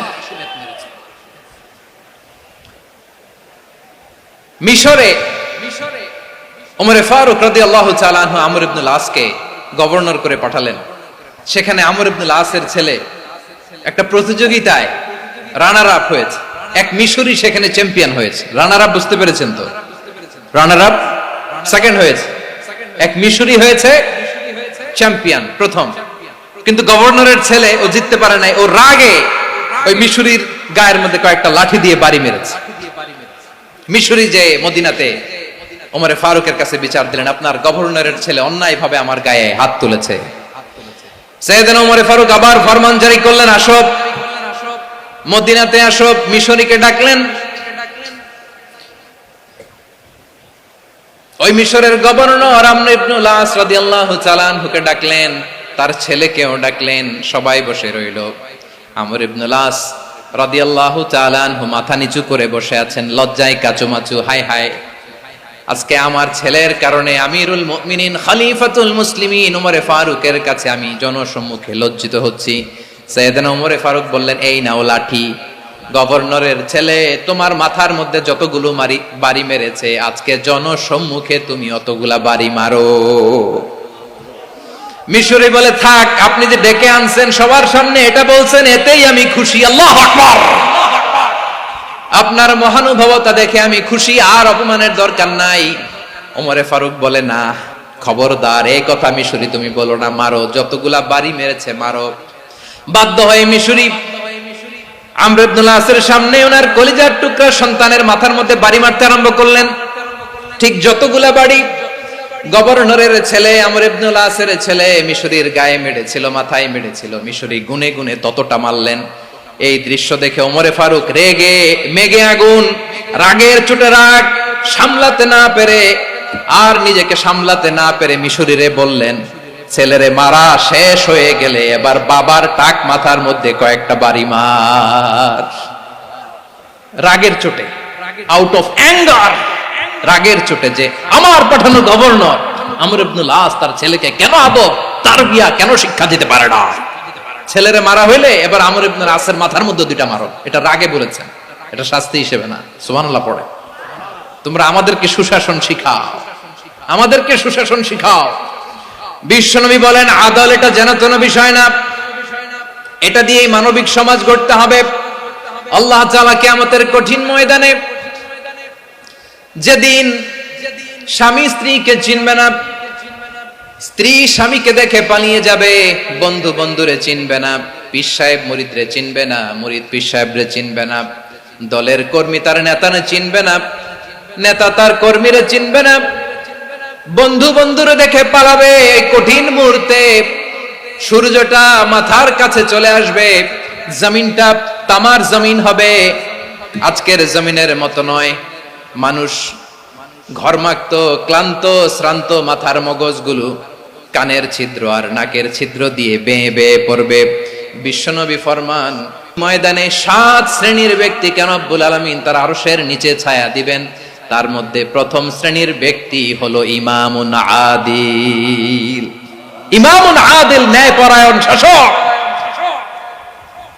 যে ইনসাফের সাথে বিচার করে, যে জাস্টিস সমাজে সার্ভ করে, যে সুশাসন নিশ্চিত করে, ওই ইমামুন আদিল। আদিল শব্দটা বুঝছেন না? ইন্নাল্লাহ ইয়া'মুরু বিল আদল, পাইছেন? আদিল। 7 শ্রেণীর ব্যক্তিকে আল্লাহ তাআলা সুশীতল আরশের নিচে ছায়া দিবেন, যেদিন তার দেয়া ছায়া ছাড়া কোনো ছায়া থাকবে না। এর প্রথম হচ্ছে ইমামুন আদিল, ন্যায়পরায়ণ শাসক। চিল্লায় বলেন সুবহানাল্লাহ। আবার বিশ্বনবী বললেন, ইন্নাল মুকসিতিনা ইনদাল্লাহি আলা মানাবিরা মিন নূর আন ইয়ামিনির রহমান। কিয়ামতের দিন যারা ন্যায়পরায়ণ হিসেবে আল্লাহর সামনে দাঁড়াবে, কিয়ামতের দিন রব্বুল আলামিন তার আরশের ডান দিকে ওই ন্যায়পরায়ণ লোকদের জন্য আরশের ডান দিকে একটা নূরের মিম্বারে তাদেরকে বসার সুযোগ করে দিবে। আল্লাহর আরশের ডান দিকে ন্যায়পরায়ণ লোকদের জন্য আল্লাহ তাআলা নূরের মিম্বার বানাবে। 4টে কেন কথা মনে করেছেন? আল আদাল, জাস্টিস। ইন্নাল্লাহা ইয়া'মুরু বিল আদল। আল্লাহ তাআলা এই আদালতের নির্দেশনা দেয়, সুবিচার, সুশাসন। প্রিয় ভাইয়েরা, এটা আমরা বাংলাদেশে চাই কি চাই না? এই যে অরাজকতা, এই যে অন্যায়, এই যে জুলুম, এই যে ইনকনসিস্টেন্সি, সমাজের অসঙ্গতি, এর প্রধান কারণ জাস্টিস নাই, সুবিচার নাই, সুশাসন নাই। শেষবারের মতো আওয়াজ করে বলেন তো, আমরা বাংলাদেশে আদল চাই কি চাই না? তাহলে প্রথম নির্দেশনা শেষ। আল্লাহ তাআলা তোমাদেরকে আদলের আদেশ দেন। এরপরে আল্লাহ বললেন, আমি তোমাদেরকে ইহসানের আদেশ দেই। ইন্নাল্লাহা ইয়া'মুরু বিল আদলি ওয়াল ইহসান। আমি তোমাদেরকে যেমনি আদলের নির্দেশনা দেই, তেমনি ভাবে তোমাদেরকে ইহসানের নির্দেশনা দেই। ইহসান, আওয়াজ করে সবাই বলেন তো ইহসান। সবাই বলেননি, সবাই বললে এতটুকু আওয়াজ হবে আমি বিশ্বাস করি না। আওয়াজ করে বলুন আল ইহসান। ইহসান মানে কারো প্রতি সফট হার্টেড হওয়া, মহানুভব হওয়া, অনুগ্রহ পরায়ণ হওয়া, অনুগ্রহশীল হওয়া, একে অপরের প্রতি দয়াদ্র হওয়া। একে অপরের প্রতি দয়াদ্র, অনুগ্রহশীল হওয়া ছাড়া মানবিক সমাজ কঠিন কালেও গঠন করা সম্ভব না। প্রিয় ভাইয়েরা, সুন্দর আচরণ দিয়ে, ইহসান দিয়ে যা জয় করা যায়, নরম আচরণ দিয়ে যেটা অর্জন করা যায়, কঠোরতা দিয়ে সেটা পারা যায় না। বিষ্ণু ঈসা ইসলাম ইহসান দিয়ে, কোমল আচরণ দিয়ে, তার অনুগ্রহ দিয়ে তিনি অনেক কাফিরের হৃদয়কে জয় করে ফেলেছেন। সাইয়েদনা সুমামা ইবনে উসাল রাদিয়াল্লাহু তাআলা আনহুর কথা মনে পড়ে যায়। তিনি ছিলেন ইয়ামামার বাদশা। মদিনাতে বিশ্বনবীকে হত্যা করার নিয়তে এসেছিলেন। গোপনে গোপনে বিশ্বনবীকে হত্যা করে আবার ইয়ামামাতে তিনি ফিরে যাবেন। কিন্তু কি অবাক করা কাণ্ড, হত্যা করতে পারে নাই, সাহাবাদের হাতে তিনি ধরা পড়ে গেলেন। সাইয়েদনা সুমামা ইবনে উসাল রাদিয়াল্লাহু তাআলা আনহু হত্যার নিয়তে আসলেন, কিন্তু হত্যা করতে পারলেন না। সাহাবারা ওনাকে ধরে ফেললেন, ধরে মসজিদে নববীর পিলারের মধ্যে বেঁধে রাখলেন। সুমামা ইবনে উসাল, সিরাত থেকে শুনেন, সিরাত থেকে শোনাচ্ছি। রাদিয়াল্লাহু তাআলা আনহু ইয়ামামার অধিপতি ছিলেন। ইয়ামামা বিশ্বনবীকে হত্যার জন্য আসছেন, ধরা পড়ে গেছেন, এখন মসজিদে নববীতে বেঁধে রাখছে, তার মানে বন্দী। এখন স্ট্যাটাস কি? বন্দী, ক্যাপটিভ। তো বিষ্ণু ঈসা ইসলাম সাহাবাদেরকে বললেন, তার খোঁজ খবর নিও, সুমামা ইবনে উসালের খোঁজ খবর নিও। সাহাবারা বলেন, ইয়া রাসূলুল্লাহ, আপনাকে হত্যা করতে এসেছে, তার তো কঠিন ক্যাপিটাল পানিশমেন্ট হওয়া দরকার, কঠিন শাস্তি হওয়া দরকার। বিশ্বনবী বললেন, না, আমি যেটা জানি তোমরা সেটা জানো না, তোমরা সুমামার সাথে ভালো আচরণ করো। বিশ্বনবী সুমামার কাছে গেলেন। প্রথম দিন যে তিনি কালেমার দাওয়াত দিলেন, ইমানের দাওয়াত দিলেন, ইসলামের দাওয়াত দিলেন, রিসালাতের দাওয়াত দিলেন, আখিরাতের দাওয়াত দিলেন। পরের দিন যে বিশ্বনবী সালাতের দাওয়াত দিলেন, যাকাতের দাওয়াত দিলেন, ইসলাম কি, কিভাবে, কেমন করে পালন করতে হয় চমৎকার আর্টিকুলেট করতে শুরু করলেন। তন্ময় হয়ে সুমামা ইবনে উসাল রাদিয়াল্লাহু তাআলা আনহু বিশ্বনবীর কথাগুলো শুনতে আরম্ভ করলো। একদিন নয়, 2 দিন নয়, টানা 3 দিন বিশ্বনবী সুমামার কাছে ইসলামকে প্রেজেন্ট করেছেন, উপস্থাপন করেছেন। আওয়াজ করে বলেন, কয় দিন? 3 দিন। 3 দিন মসজিদে নববীতে বাধা, আর সাহাবীদেরকে বললেন তার খোঁজ খবর নিও, তোমরা যে রুটি বানাও এর মধ্যে সবচেয়ে ভালো আটার রুটিটা তারে দিও, সবচেয়ে রিফাইন্ড খেজুর যেটা পিওর খেজুর এটা তারে দিও। আর বিশ্বনবী নিজের উট থেকে দুধ দহন করে ওনার বাড়ির এক কর্মচারীকে বলেছেন দুধ দহন করে সুমামার জন্য নিয়ে যেও। সুবহানাল্লাহ পড়বেন না? সবাই তো অবাক, ইয়ামামা থেকে আসছে নবীকে হত্যা করতে, বিশ্বনবী দেখে তারে জামাই আদর করে, তাকে মজার মজার খাবার দিও, দুধ দিও, আদর আপ্যায়ন করো। একদিন নয়, 2 দিন নয়, টানা 3 দিন বিশ্বনবী এভাবে সুমামার কাছে যেয়ে ইসলামকে প্রেজেন্ট করতে আরম্ভ করলেন, ইসলামকে উপস্থাপন করতে শুরু করলেন, আর তাকে চমৎকার এন্টারটেইনমেন্ট আপ্যায়ন দিতে আরম্ভ করলেন। টানা 3 দিন যখন ইসলামের দ্য বিউটিজ অফ ইসলাম, ইসলামের সুমহান বাণী সৌন্দর্য তার কাছে উপস্থাপন শেষ, তাকে আপ্যায়ন শেষ, বিশ্বনবী বললেন সাহাবেদেরকে যাও এবার সুমামার হাতের পায়ের রশি দুটো খুলে দাও। সাহাবারা বললেন ইয়া রাসূলুল্লাহ কি বলেন আপনি, ও তো হত্যাকারী, সুযোগ পায় নাই, আপনারে মারতে পারে নাই, ছেড়ে দিলে আবার ও আপনার উপর তলোয়ার নিয়ে ঝাঁপিয়ে পড়বে, নবী এই সিদ্ধান্ত আপনি নিতে যাবেন না। বিশ্বনবী বললেন যেটা বলেছি সেটা করো, সুমামার রশিগুলো ছেড়ে দাও, সুমামার হাতে পায়ের রশিগুলো যে তোমরা খুলে দাও। সাহাবারা তর্ক জুড়ে দিলেন, লা ইয়া রাসূলুল্লাহ এমনটা করবেন না, তো ভয়ঙ্কর ভয়ঙ্কর খুনি, কি জানি কি হয়ে যায়। বিশ্বনবী বললেন না, তার হাতে পায়ের রশিগুলো খুলে দাও। সাহাবারা বিশ্বনবীর কথা মতো তার হাতে পায়ের রশিগুলো খুলে দিল। সুমামা মুহূর্তের মধ্যে মসজিদে নববী থেকে বের হয়ে ইয়ামামায় ফিরে না যে মসজিদে নববীর পাশে একটা খেজুর বাগান ছিল সেখানে চলে গেলেন। সেখানে একটা ছোট্ট কুয়া ছিল, কুয়ার পানি দিয়ে তিনি গোসল করলেন। সুবহানাল্লাহ পড়েন। কুয়ার পানি দিয়ে গোসল করে মসজিদে নববীর সামনে এসে বিশ্বনবী এবং সাহাবাদের সামনে দাঁড়িয়ে সাব্বাবা উঁচু করে বললেন আশহাদু আল্লা ইলাহা ইল্লাল্লাহ ওয়া আশহাদু আন্না মুহাম্মাদান আবদুহু ওয়া রাসূলুহু। আল্লাহু আকবার। আমি সাক্ষ্য দিচ্ছি আল্লাহ ছাড়া কোনো ইলাহ নাই, আর মুহাম্মদ আল্লাহ তাআলার প্রেরিত বান্দা এবং রাসূল। প্রিয় ভাইরা, ইহসান দিয়ে যা জয় করা যায়, কঠোরতা দিয়ে সেটা কঠিনকালেও জয় করা যায় না। আওয়াজ করে বলেন ঠিক কি না? এবার সুমামা দাঁড়িয়ে বলে, ওগো নবী, আমি তো কালিমা পড়ে মুসলমান হয়ে গেলাম, এবার শোনেন, এই মুহূর্তের আগে আপনার চেহারার চাইতে নিকৃষ্ট কোনো চেহারা আমার কাছে ছিল না, কিন্তু শাহাদা পাঠ করার পরে আপনার চেহারার চাইতে উত্তম শ্রেষ্ঠ কোনো চেহারা আমার কাছে আর নাই। ও নবী, আজকের দিনের আগে ইসলাম ধর্মের চেয়ে নিকৃষ্ট অপছন্দনীয় কোনো ধর্ম আমার কাছে ছিল না, কিন্তু এই মুহূর্ত থেকে ইসলামের চেয়ে সেরা শ্রেষ্ঠ পছন্দনীয় কোনো ধর্ম আমার কাছে নাই। নবী গো, আজকের দিনের আগে মদিনার চাইতে অপছন্দনীয় নিকৃষ্ট কোনো শহর আমার কাছে ছিল না, কিন্তু এই মুহূর্তের পর থেকে মদিনার চাইতে কোনো শ্রেষ্ঠ শহর আমার জানা নাই। সে ছিল গমের বড় ডিলার, গম বেচতো। কি বেচতো? তার গম কিনে মক্কার লোকেরা রুটি খাইতো। সে ঘোষণা দিল, আজকে থেকে মক্কাবাসীদের জন্য সব গম আমি হারাম করে দিলাম, মক্কাবাসী এখন না খেয়ে মরে। সুবহানাল্লাহ পড়বেন না? মক্কাবাসী বিশ্বনবীর কাছে আসলেন, এসে বললেন, মুহাম্মদ, আমরা তো তোমার ভাই, তোমার চাচা, তোমার ভাতিজা, তোমার আত্মীয়, তুমি সুমামারে বলো সে যেন আবার গমের সাপ্লাই মক্কার জন্য অনুমতি দিয়ে দেয়। বিশ্বনবীর অনুমতি ক্রমে সুমামা আবার মক্কাতে গম পাঠাতে শুরু করলো। পড়েন সুবহানাল্লাহ। ইহসান, ইহসান দিয়ে আপনি যেটা জয় করতে পারবেন, you can win the heart of your enemies. ইহসান দিয়ে আপনি আপনার শত্রুর হৃদয়কে জয় করতে পারবেন। আওয়াজ করে বলেন ঠিক কি না? এজন্য আল্লাহ বললেন, ওয়া আনফিকু ফি সাবিলিল্লাহি ওয়া লা তুলকু বিআইদিকুম ইলাত তাহলুকা ওয়া আহসিনু ইন্নাল্লাহা ইউহিব্বুল মুহসিনিন।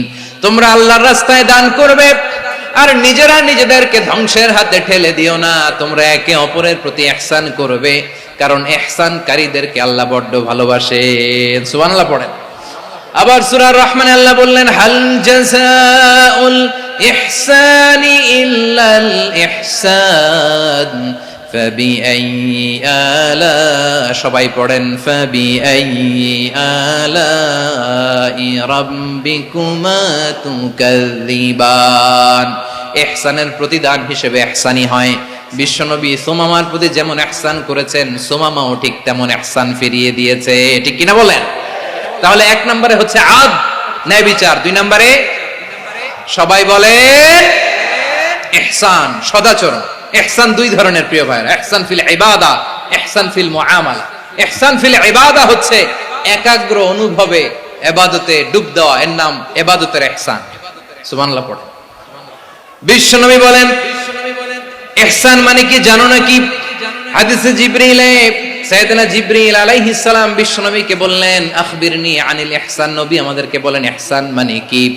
বিশ্বনবী বললেন আনতা আবুদাল্লাহা কাআন্নাকা তারাহু ফাইন লাম তাকুন তারাহু ফাইন্নাহু ইয়ারাক। ইহসান মানে হলো এমন ভাবে তুমি আল্লাহর সামনে নিজেকে উজাড় করে ইবাদত করবে, তুমি ভাববে তুমি আল্লাহকে দেখতে পাচ্ছ। আর এটা যদি ভাবা তোমার জন্য কঠিন হয়ে যায়, অন্তত এতটুকু তুমি ভাববা যে আল্লাহ তোমাকে দেখতে পাচ্ছেন। ঠিক কিনা বলেন? ও আমার বীর চট্টলার ভাইয়েরা, কেউ যেটা দেখে না সেটা দেখে কে? এই বিশ্বাস হৃদয়ের মধ্যে আছে? নামাজে যখন দাঁড়ান এই ফিলিংসটা আনা যাবে? হ্যাঁ, এশার সালাত তো এখনো হয় নাই না? আলোচনা শেষে এশার সালাত এখানে অনুষ্ঠিত হবে, তাই না? আচ্ছা বলুন তো, আমরা এশার সালাত পর্যন্ত বেঁচে থাকবো এই গ্যারান্টি আছে কার কার? হাত তোলেন। কয়েকজন হাত তুলছে পেছনে, না বুঝে তুলে ফেলছে। এশা পর্যন্ত যে আমরা হায়াত পাবো কোনো গ্যারান্টি আছে? সবাই আওয়াজ করে বলেন গ্যারান্টি আছে? গ্যারান্টি নাই। এজন্য বিষ্ণু ইসলাম বলেছে এমন ভাবে নামাজে দাঁড়াও, ইবাদত করো, মনে করো হতে পারে এটাই আমার জীবনের শেষ নামাজ। পারফর্ম দ্য সালাহ as if this is your last and final prayer. এমন ভাবে সালাতে দাঁড়াও, ভাবো হতে পারে এটাই তোমার জীবনের শেষ নামাজ। এমন ভাবে নামাজে দাঁড়াও, ভাবো এটাই শেষ নামাজ। তাহলে নামাজে একাগ্রতা বাড়ায় দিবে কে? ফলে ইবাদতের ইহসান আমাদের অর্জিত হবে। আর মুআমালাতে ইহসান হলো, বিশ্বনবী বলেন ইন্নাল্লাহা তাবারাকা ওয়া তাআলা কাতাবাল ইহসানা আলা কুল্লি শাই ফাইদা কাতালতুম ফাআহসিনুল কিতলা ওয়া ইযা যাবাহতুম ফাআহসিনুয যাবহা ওয়ালিয়ুহিদ্দা আহাদুকুম শাফরাতাহু ওয়ালিয়ুরিহ যাবিহাতাহু। ইহসান দুই ধরনের। আওয়াজ করে বলতে হবে কয় ধরনের? সবাই বলুন আওয়াজ করে, কয় ধরনের? একটা হচ্ছে ইহসান ফিল ইবাদা, ইবাদতে ইহসান। ইবাদতে ইহসান কি? একাগ্র অনুভব দিয়ে ইবাদত করা, মন প্রাণ দিয়ে ইবাদত করা। আর মুআমালাতে ইহসান কি? সব কাজে, দৈনন্দিন কাজে, কর্মে, সামাজিক অ্যাক্টিভিটিতে কোমলতা প্রদর্শন করা, অনুগ্রহের সাথে সবকিছু করা। আল্লাহ তাআলা ইন্নাল্লাহা তাবারাকা ওয়া তাআলা কাতাবাল ইহসানা আলা কুল্লি শাই, তিনি সবকিছুর ব্যাপারে ইহসানকে আবশ্যক করেছেন। সবকিছু মুমিনের সব কাজে ইহসানের পরশ থাকবে। ওয়া ইযা কাতালতুম ফাহসিনুল কিতলা, বিষ্ণুই বলেন তুমি যখন কাউকে হত্যা করো ইহসানের সাথে করো। সুবহানাল্লাহ পড়বেন না? যখন হত্যা করো তখনও ইহসানের সাথে। আচ্ছা হত্যা করবো আবার ইহসান আসবে করতে করে তো মেরেই ফেলবো আমি। আল্লাহ, ও ভাই একজন খুন করেছে, খুনি, রাষ্ট্রীয় আইনে তার শাস্তি হয়েছে ডেথ পেনাল্টি, মৃত্যুদণ্ড। এখন মৃত্যুদণ্ড দেখে আপনি যেমনি মন চায় তেমনি মারবেন লোকটারে? ওর নাক কেটে ফেলতে পারবেন? ওর কান কাটতে পারবেন? ওর চোখ উপড়ে ফেলতে পারবেন আপনি? যেমন মন চায় তার অঙ্গহানি করা যাবে না। ইহসানের সাথে তাকে হত্যা করো। সুবহানাল্লাহ, this is Islam, this is the true essence of Islam. ওয়া ইযা যাবাহতুম ফাহসিনুয যাবহা, যখন জবাই করবে তখনও ইহসানের সাথে জবাই করো। করব জবাই, ওইখানেও নাকি ইহসান। আচ্ছা কুরবানির দিন আমরা পশুগুলোরে কি করি বলেন সবাই আওয়াজ করে? জবাই। জবাই মানে তো এটার মেরেই ফেলতেছি, একটু পরে তো টুকরো টুকরো করে গোশতগুলো খাবো, এটা তো খাবো, এটা তো মেরেই ফেলবে। বিষ্ণু বলে না, জবাইয়ের মধ্যেও মুমিনের জবাইয়ের ভেতরেও ইহসানের পরশ থাকা চাই। যখন জবাই করবে প্রাণীটাকে হাত পা টাইট করে বেঁধে নাও, ছুরিটাকে শার্পেন করে নাও, ধারালো করে নাও, যাতে অল্প সময়ে জবাইটা হয়ে যায়, প্রাণীটা যাতে কম কষ্ট পায়। সুবহানাল্লাহ পড়ে। দিস ইজ কল্ড ইহসান। ইহসান আল্লাহ তাআলা যেমনি আদলের আদেশ করেছেন, ন্যায় বিচার, জাস্টিস এনশিওর করতে বলেছেন, সমাজে ইহসানের ব্যবহার, ইহসানের অনুশীলন তিনি করতে বলেছেন। এজন্য মুমিনের প্রতিটি কাজে, আমার চট্টগ্রামের ভাইরা আমার দিকে তাকান, খেয়াল করে শুনুন, মুমিন জীবনের প্রতিটি কাজে ইহসানের পরশ থাকা চাই। আমরা যেন আমাদের পরিবারের প্রতি ইহসান করি, আমরা যেন আমাদের কর্মচারীদের প্রতি ইহসান করি, আমরা যেন আমাদের কলিগদের প্রতি ইহসান করি, আমরা যেন আমাদের ভাইদের প্রতি ইহসান করি। মুমিন জীবনের প্রতি কাজে ইহসানের পরশ থাকার দরকার আছে না নাই? কথা বুঝতে পেরেছেন? তাহলে আল্লাহ তাআলার তিনটা আদেশ ছিল, কয়টা গেল? ভুলে গেছে, ভুলে গেছে চট্টগ্রাম। তিনটা আদেশের মধ্যে কয়টা বললাম? প্রথমে কি ছিল? আদল। 2 নম্বরে, 3 নম্বরে রব্বুল আলামিন বললেন ওয়া ইতাইদিল কুরবা, নিকটাত্মীয়দেরকে দান করো। নিকট আত্মীয়দেরকে দাও, যারা তোমাদের ব্লাড কানেকশনের আত্মীয় তাদেরকে তোমরা দাও। এখানে জেনারেলি বললেন দাও, কি দিব সেটা তিনি এখানে বলেন নাই, সেটা তিনি সূরাতুল ইসরার মধ্যে বলেছেন। আল্লাহ বলেন ওয়া আতিযাল কুরবা হাক্কাহ, নিকট আত্মীয়দেরকে তাদের অধিকার, তাদের প্রাপ্য তোমরা বুঝিয়ে দাও। দেখেন, একটা শান্তির সমাজ, একটা সমৃদ্ধ সমাজ, একটা মানবিক সমাজ গঠনের জন্য আল্লাহ তাআলা বেশি না, মাত্র 3টা অর্ডার, 3টা ভার্ডিক্ট তিনি জারি করেছেন। 1 নাম্বার সুশাসন, ন্যায় বিচার। 2 নাম্বার ইহসান। 3 নাম্বার নিকটাত্মীয়, যারা কাছের, তোমার ভেরি ক্লোজ রিলেশনশিপে আছে, তাদেরকে দাও। দাও, দিলে বাড়িয়ে দেয় কে? অনেকে দিতে চায় না, কৃপণতা করে। দিলে বাড়ায় দেয় কে? ও মিয়া, মদিনার মধ্যে সবচাইতে গরিব সাহাবী ছিল বেলাল রাদিয়াল্লাহু তাআলা আনহু। ওনার এন্টায়ার অ্যাসেট, সম্পদের পরিমাণ কতদূর জানেন? একটা লুঙ্গি। বেলাল রাদিয়াল্লাহু তাআলা আনহু, ওনার টোটাল ওয়েলথের এস্টিমেশন হচ্ছে মাত্র একটা লুঙ্গি। একটা লুঙ্গি, টোটাল ওয়েলথ এস্টিমেশন, টোটাল সম্পদের পরিমাণ বেলাল রাদিয়াল্লাহু তাআলা আনহুর কি ছিল? কথা বোঝে নাই বোধহয়, কি ছিল? ওই বেলাল রাদিয়াল্লাহু তাআলা আনহুকে বিষ্ণু ইসলাম বলেছেন আনফিক ইয়া বেলাল, ও বেলাল তুমিও দাও। ওয়ালা তাখশা মিন যিল আরশি ইখলালা, আরশের অধিপতির তো কোনো ঘাটতি নাই, তুমি দিলে ওই আল্লাহ তোমারে বাড়ায় দিবে। এজন্য আমার প্রিয় ভাইয়েরা, দিলে কমে না, দিলে বাড়ে। অনেকে ধরে রাখে, নতুন কিছু নিতে পারে না, হাত দিয়ে যেটা ধরে রেখেছেন এটা দিয়ে দেন, বড় একটা ধরার সুযোগ পাবেন। জোরে বলেন ঠিক কিনা? ধরেন 5 কেজি ওজনের একটা ধরে রাখছেন, এখন 10, এটা না ছাড়লে 10 কেজি ধরতে পারবেন আপনি? আচ্ছা, 10 কেজির জিনিস একটা আছে হাতে, ওইটা যদি ছেড়ে দেন তাহলেই না 15 কেজি ধরতে পারবেন। কথা বলেন ঠিক কিনা? তাহলে দিলে বাড়িয়ে দেয় কে? রব্বুল আলামিন বললেন 3 নাম্বার আদেশ হলো তোমাদের প্রতি সমাজটারে কেমন করে মানবিক সমাজ, সুন্দর সমাজ গড়বা। 3 নাম্বার আদেশ হলো ওয়া আতিদাল কুরবা হাক্কা, নিকটাত্মীয়দেরকে তাদের প্রাপ্য বুঝিয়ে দাও।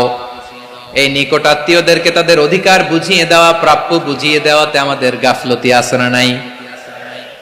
চট্টগ্রামে নাই? মাশাআল্লাহ আছে, আছে। অনেকে দেখবেন অনেক আল্লাহওয়ালা তাহাজ্জুদ গুজার, সেজদা দিতে দিতে কপালে কালো দাগ ফেলে দিছে, সে তার বোনের হকটা আদায় করে নাই। আছে না নাই?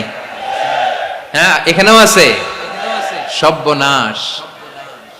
অনেক বড় হাজী সাহেব, বিশাল লম্বা দাড়ি, ছেলেরে সব দিয়ে দিছে, মেয়েরে কিছু দেয় নাই, মেয়ের হক আদায় করে নাই। আছে না নাই? এই হাজী সাহেবেরা, এই আল্লাহওয়ালারা কিয়ামতের ময়দানে আটকে যাবে। আপনি অন্যের অধিকার নষ্ট করেছেন, তাদের রাইটস কে ভায়োলেট করেছেন।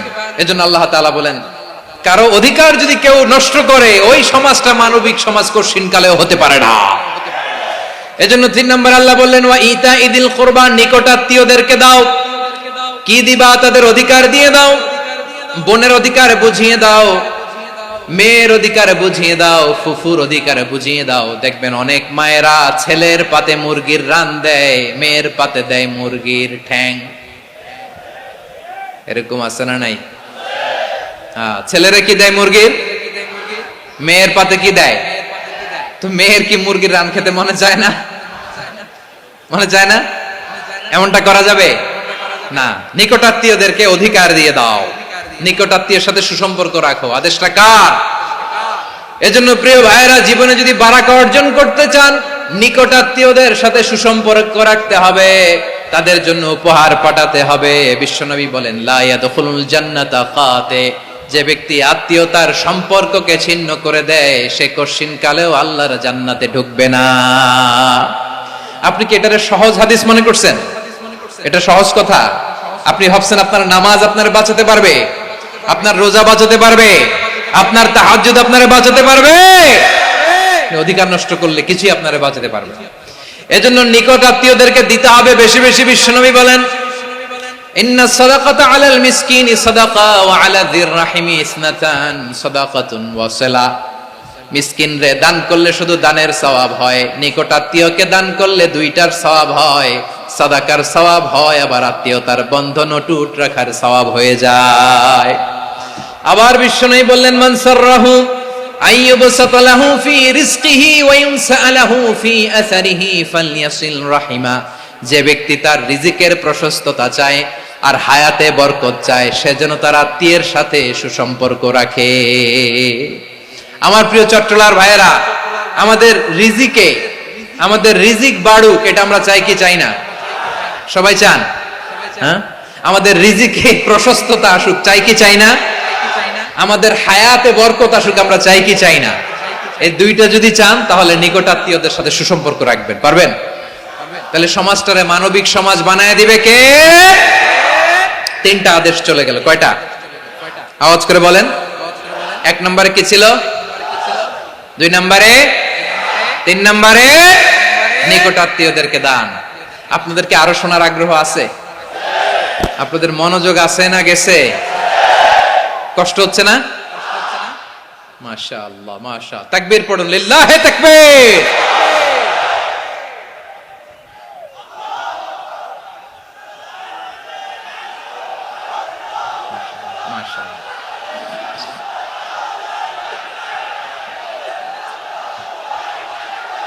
আমার প্রিয় ভাইয়েরা, আল্লাহ তাআলা তিনটা জিনিসের যেমনি আদেশ করেছেন, অনুরূপ ভাবে তিনটা বিষয় তিনি বারণ করেছেন, নিষেধ করেছেন। ওগুলোর কাছেও যাওয়া যাবে। শুনবেন। রাব্বুল আলামিন বলেন, ওয়ায়ানহা আনিল ফাহশাই ওয়াল মুনকারি ওয়াল বাগি। আমি যেমনি তিনটি বিষয়ে আদেশ করলাম, অনুরূপ ভাবে তিনটি বিষয়ে বারণ করলাম, নিষেধ করলাম। আমার এক নাম্বার নিষেধাজ্ঞা হলো অশ্লীলতার প্রতি। ফাহশা, ওয়ায়ানহা আনিল ফাহশা। আল্লাহ তাআলা অশ্লীলতাকে নিষেধ করেছেন। কোন জিনিসকে? সবাই বলুন, কোন জিনিসকে? যত ধরনের, যত টাইপের, যত ক্যাটাগরির অশ্লীলতা হতে পারে, সব অশ্লীলতাকে হারাম করেছেন কে? ফাহশা মানে কি? কথায়, কাজে, আচরণে, কমেন্ট, ফেসবুকের কমেন্টসে যত ধরনের নোংরামো আছে, যত ধরনের অশ্লীলতা আছে, এটাকে আরবিতে বলে ফাহশা। এটাকে কি বলে? রাব্বুল আলামিন বলেন, কুল ইন্নামা হারামা রাব্বিয়াল ফাওয়াহিশা মা যাহারা মিনহা ওয়া মা বাতান। ও নবী, আপনি বলে দেন, আমার রব প্রকাশ্য, অপ্রকাশ্য, স্পষ্ট কিংবা অস্পষ্ট, দৃশ্যমান কিংবা অদৃশ্যমান সব অশ্লীলতাকে হারাম করেছেন। সব ধরনের অশ্লীলতা হারাম, সব ধরনের। আল্লাহ তাআলা আমাদেরকে অশ্লীলতা থেকে বাঁচান। অশ্লীলতা থেকে তিনি আমাদেরকে হেফাজত করুক, পড়েন আমিন। এবার বলেন, আমাদের সমাজে অশ্লীলতা আছে না নাই? চট্টগ্রামে নাই? আমি কই নাই, ওনারা বলে আছে। দেখছেন, আমি সামহাও বাঁচায় দেওয়ার ট্রাই করতেছি, ওনারা বলে আছে। অশ্লীলতা নানা ভাবে, নানা নামে, নানা মোড়কে আমাদের সমাজে আছে না নাই?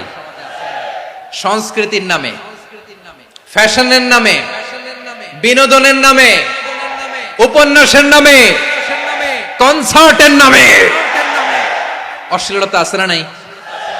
আপনি দেখেছেন কনসার্টগুলোর অবস্থা? এই যে আতিফ আসলাম যে আসছে আমাদের দেশে, তারপর কে কে আসছে, আমাদের তরুণ তরুণীরা, আমাদের যুবক যুবতীরা, আমাদের জেনজিরা, কি অবস্থা ওইখানে? হ্যাঁ, কি অবস্থা? কে বাঁচাবে ওদের? কে রক্ষা করবে ওদের ইমানের, ওদের চরিত্রের হেফাজতের গ্যারান্টি কে দিবে? কনসার্টের নামে অশ্লীলতা আছে না নাই? ছেলে মেয়ে একে অপরকে জড়ায় ধরতেছে, একে অপরকে চুমু খাচ্ছে, প্রকাশ্যে, দিবালোকে, গণমানুষের সামনে। আল্লাহ তাআলা এই অশ্লীলতা থেকে আমাদেরকে বেঁচে থাকতে বলেছেন, বেঁচে থাকতে বলেছেন।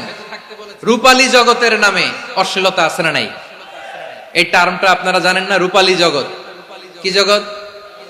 আসলে কি রূপালী জগৎ না অন্ধকার জগৎ? আমার বোনেরা, আপনাদেরকে যে কি বলে তারা বুঝায়, রূপালী জগৎ শুনেই আপনি ভরকে যাবেন না। রূপালী জগতে যে নারী যত বেশি উলঙ্গ সে নাকি তত বেশি সাহসী।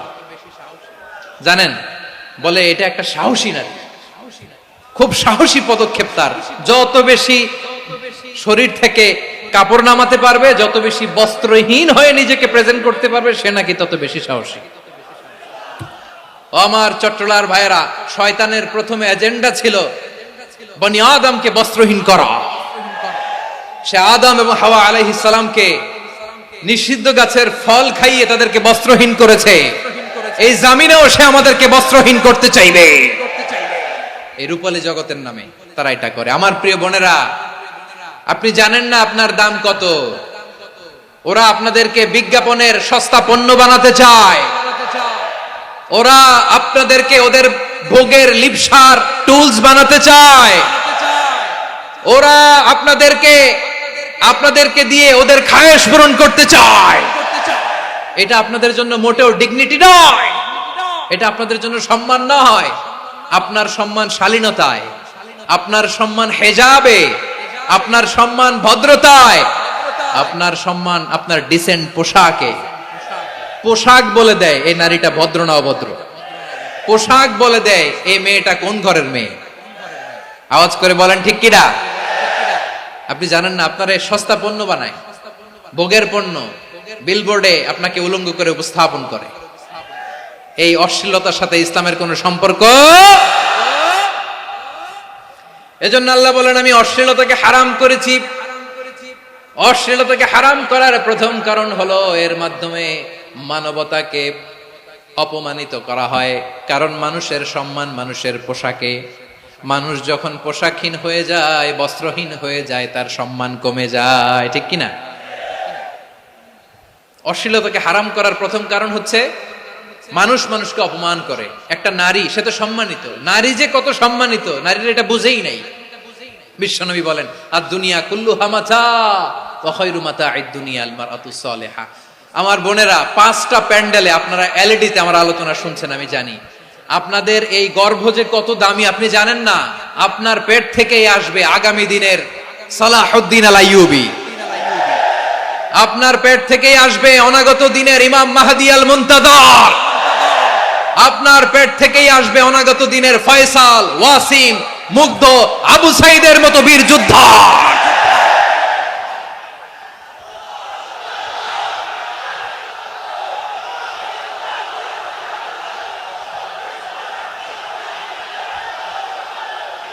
আমার প্রিয় বোনেরা, আমার প্রিয় বোনেরা, বিশ্বনবীর কথার ওজন খেয়াল করেন। আর দুনিয়া কুল্লুহা মাতা ওয়া খায়রু মাতা'আদ দুনিয়াল মারআতুস সালিহা। দুনিয়ার সবকিছুই অ্যাসেট, এর মধ্যে সবচেয়ে দামি অ্যাসেট নেককার নারী। আপনার গর্ভ যে কত দামি আপনি জানেন না। নিজের সময়টাকে কাজে লাগান, কোরআন পড়েন, সুন্নাহ পড়েন। আপনার অনেক দায়িত্ব ঘরে। You are the MD of your family. একটা family it's a very big institution. পরিবার একটা অনেক বড় প্রতিষ্ঠান। and you are the MD of your institution. আপনি এই পরিবারের MD, managing director of your family. এখানে আপনার কত দায়িত্ব। আপনি ছেলে মেয়েদেরকে তারবিয়া করবেন। আপনি আপনার স্বামীর জন্য ঘরটার জান্নাতের নীর বানাবেন। আপনার জন্য জান্নাতের ডুপ্লেক্স বাড়ি ওইখানে তৈরি করে রাখবে কে? আপনি যে কত দামি আপনি জানেন না। নারীদেরকে আল্লাহ বানিয়েছেন উচ্চতর করে, নিম্নতর নয়। নারীদেরকে ছোট্ট জিনিস দিলে এটারে বড় করে দেয়। নারীদেরকে ভ্রূণ দিলে, শুক্রাণু দিলে নারী এটারে বাচ্চা হিসেবে উপহার দেয়, ঠিক কিনা? বিয়ের মাধ্যমে স্বামী যখন তার শুক্রাণু তার স্ত্রীকে উপহার দেয়, স্ত্রী রিটার্নে কি উপহার দেয়? ফুল ফর্ম বেবি, মানব সন্তান। দেখছেন, আপনি দিলেন একটুকুনি, দিছে বিশাল। আপনি যদি নারীকে বাজার এনে দেন, নারী এটাকে সুস্বাদু খাবারে রূপান্তর করে দেয়। আপনি তাকে একটা মুচকি হাসি দিয়ে দেন, সে তার কলিজা দিয়ে দেয়। কিন্তু যদি আপনি তার মনে কষ্ট দেন, সে আপনার জীবনকে জাহান্নাম বানায়া দেয়। খবর আছে, নারীর মন বুঝতে পারলে নেয়ামত, বুঝতে না পারলে কিয়ামত।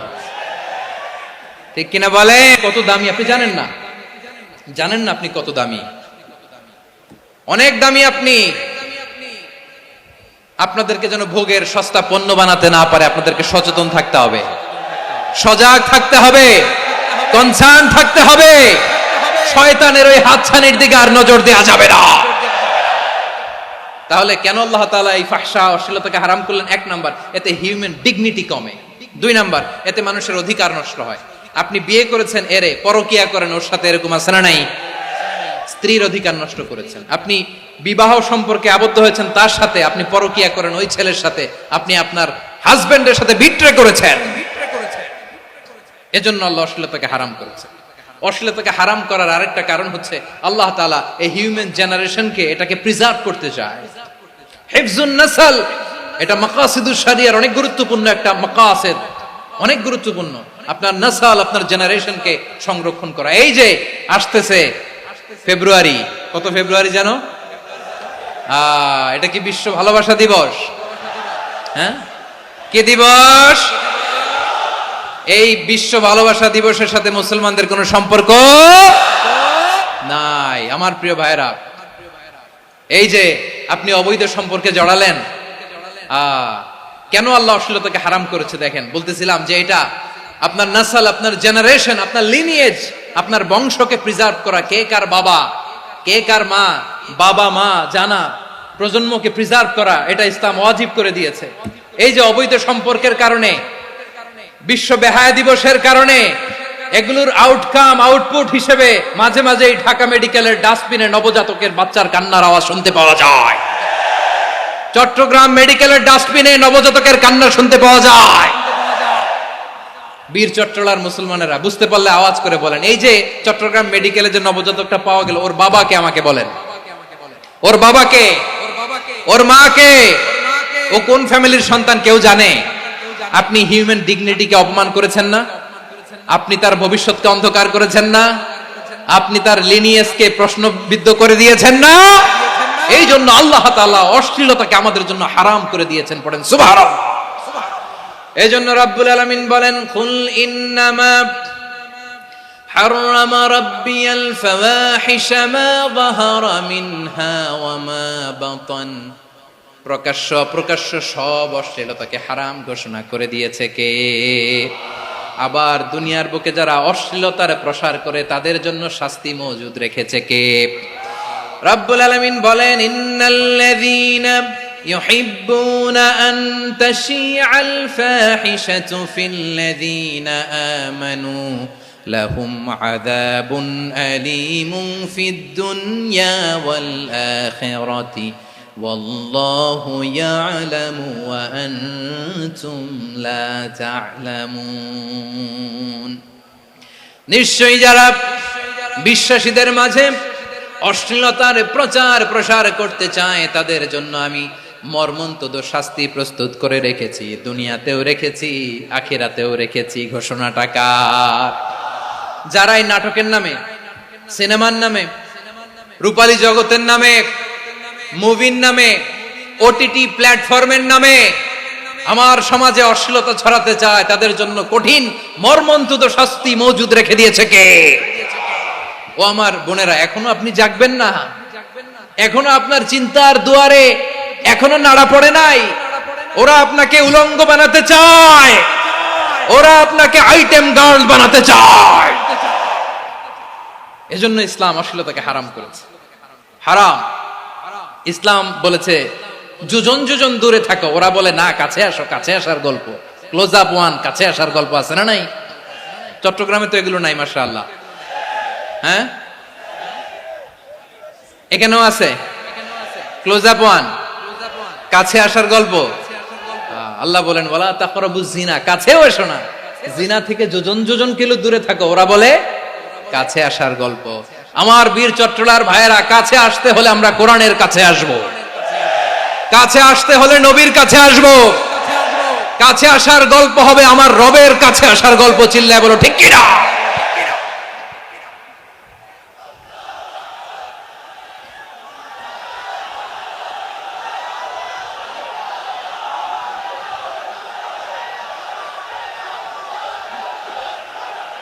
বসুন, বসুন আমার ভাইয়েরা।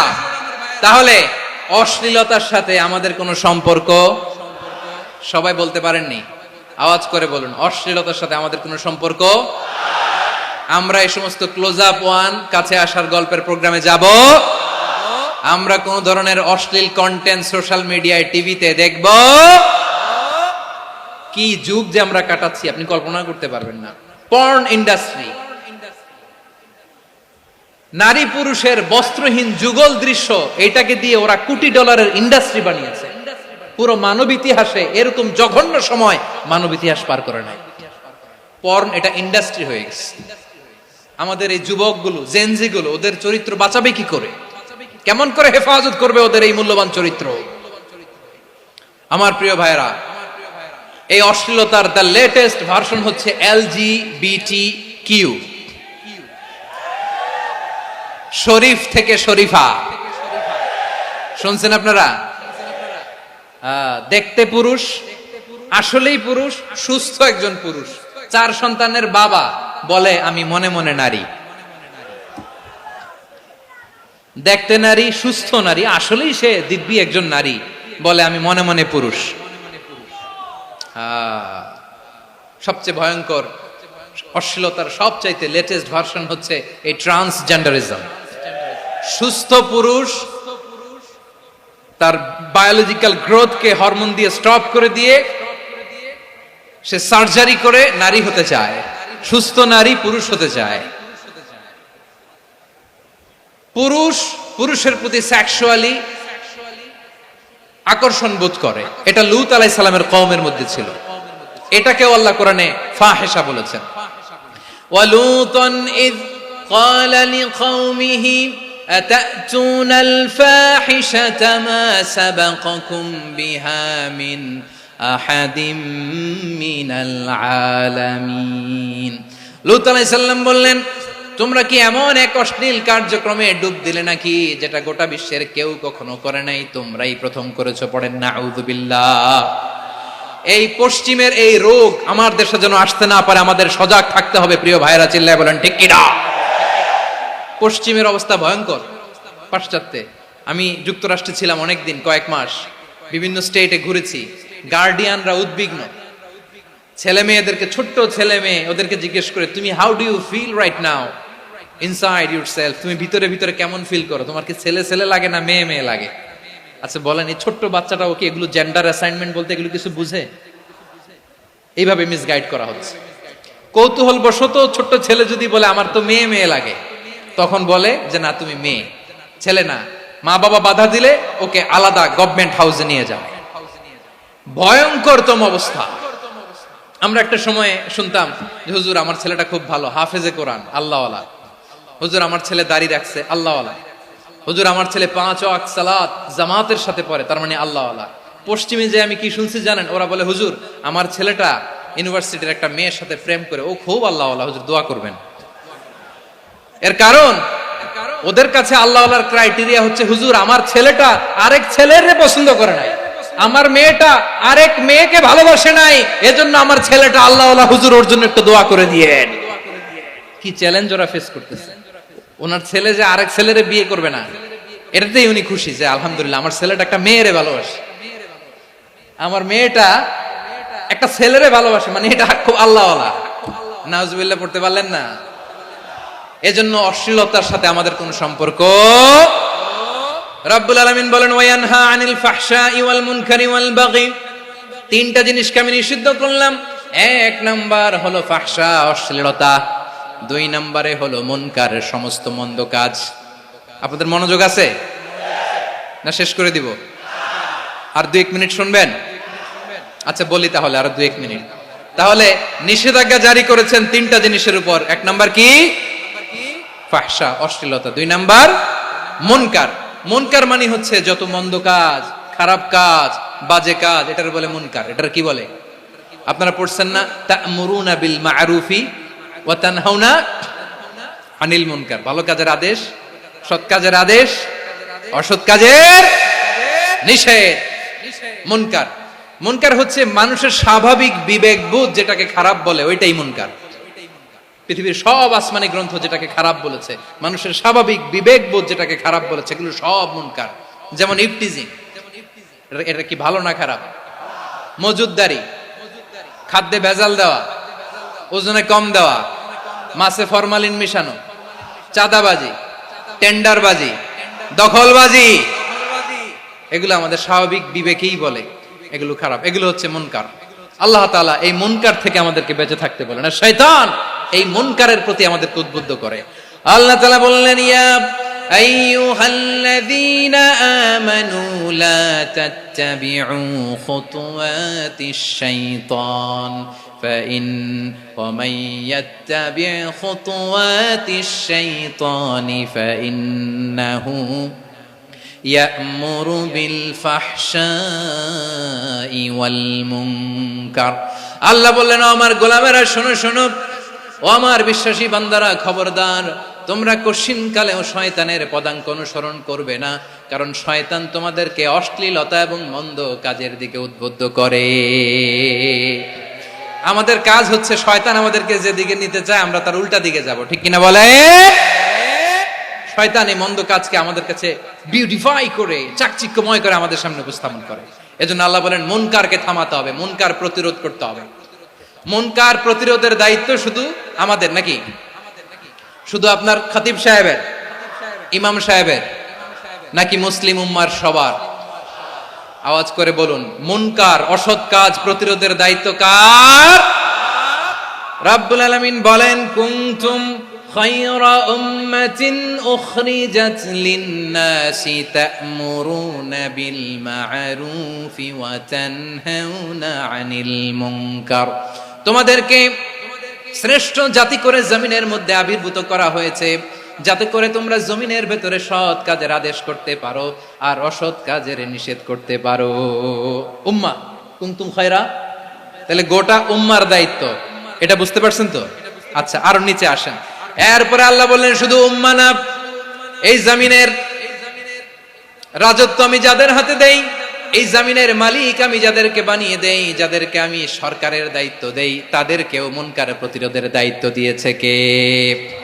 আল্লাহ বলেন, যারা ক্ষমতার মসনদে বসেছে তাদেরকে 4 দফা কর্মসূচি আমি আল্লাহ দিলাম। আওয়াজ করে বলেন, কয় দফা? আল্লাহ বলেন, আল্লাযীনা ইম্মাক্কান্নাহুম ফিল আরদি আকামুস সালাতা ওয়া আতাউয যাকাতা ওয়া আমারু বিল মা'রুফি ওয়া নাহাউ আনিল মুনকার ওয়ালিল্লাহি আকিবাতুল উমুর। যারা এই জমিনের উত্তরাধিকার হয়েছে তারা 4 দফা কর্মসূচি নিয়ে সামনে আগাবা। সালাত কায়েম করবা, যাকাত আদায় করবা, সৎ কাজের আদেশ দিবা, অসৎ কাজ থেকে মুনকার প্রতিরোধ করবা। আদেশটা কার? আমার প্রিয় চট্টলার ভাইরা, পুরো উম্মার দায়িত্ব মুনকার প্রতিরোধ করা, সরকার প্রধানের দায়িত্ব মুনকার প্রতিরোধ করা। এরপর আল্লাহ বলেন, প্রতিটা ফ্যামিলির যিনি প্রধান সিইও বাবা, প্রত্যেক বাবারও দায়িত্ব এই মুনকার প্রতিরোধ করা। আওয়াজ করে বলেন ঠিক কিনা?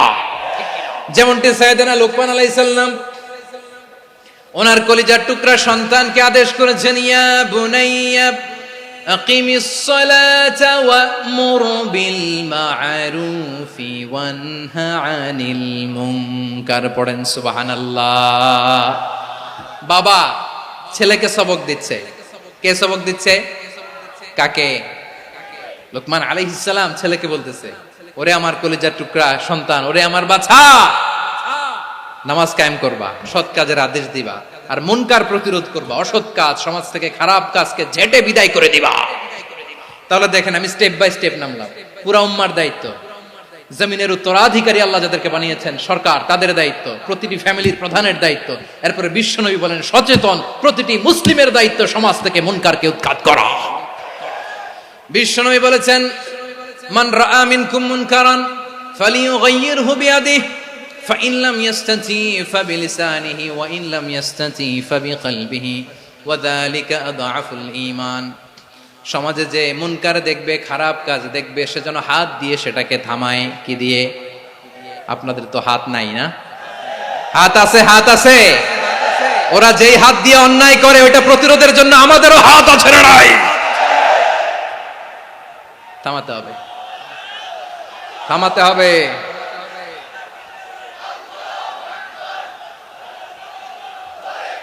বসুন আমার প্রিয় ভাইয়েরা, ওরা ওদের যে হাত দিয়ে টেন্ডারবাজি করে, চাঁদাবাজি করে, ইফটিজিং করে, দখলবাজি করে, যে হাত দিয়ে, ওই মুনকার থামায় দেওয়ার জন্য আল্লাহর দেয়া আমাদেরও দুটি হাত আছে না নাই?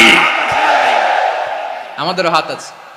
থামাইতে হবে, থামাইতে হবে, হিম্মত করতে হবে। আমার প্রিয় ভাইয়েরা, না থামালে আমরাই ডুববো শেষমেশ। আমাদের বাঁচার জন্য হলেও থামাইতে হবে। রব্বুল আলামিন বলেন, ওয়াত্তাকু ফিতনাতাল লা তুসিবান্নাল্লাযীনা যালামু মিনকুম খাসসা। ও আমার গোলামেরা, ওই আযাবকে ভয় করো যে আযাব যখন আমি জমিনের বুকে পাঠাই, শুধু জালেমদেরকেই মারি না, আলেমদেরকেও মারি। আযাব যখন আসে তখন শুধু জালিমই মরে না, আলেমও মরে। জানেন, মুসা আলাইহিস সালামের পায়ে একবার একটা লাল পোকা কামড় দিয়েছে, লাল পিঁপড়া। লাল পিঁপড়া কামড় দিলে খুব আরাম লাগে না? কি লাগে? হ্যাঁ, জ্বলে না? লাল একটা পিঁপড়া কামড় দিছে, তো উনি রেগে মেগে পাশি দেখে লাল পিঁপড়ার বাসা, পা দিয়ে ডলে মুছে সবগুলো পিঁপড়া মেরে ফেলছে।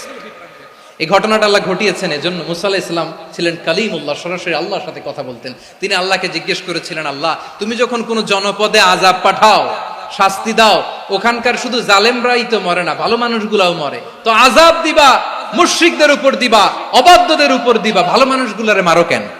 আল্লাহ বললেন, মুসা তোমার যে কামড় দিছিল পায়ের মধ্যে পিঁপড়া, কয়টা পিঁপড়া? জোরে বলেন। একটা পিঁপড়া, তো সবগুলারে মারলা কেন? রেগে মেগে পুরো পিঁপড়ার বাসা ভেঙে মেসাকার করলা কেন?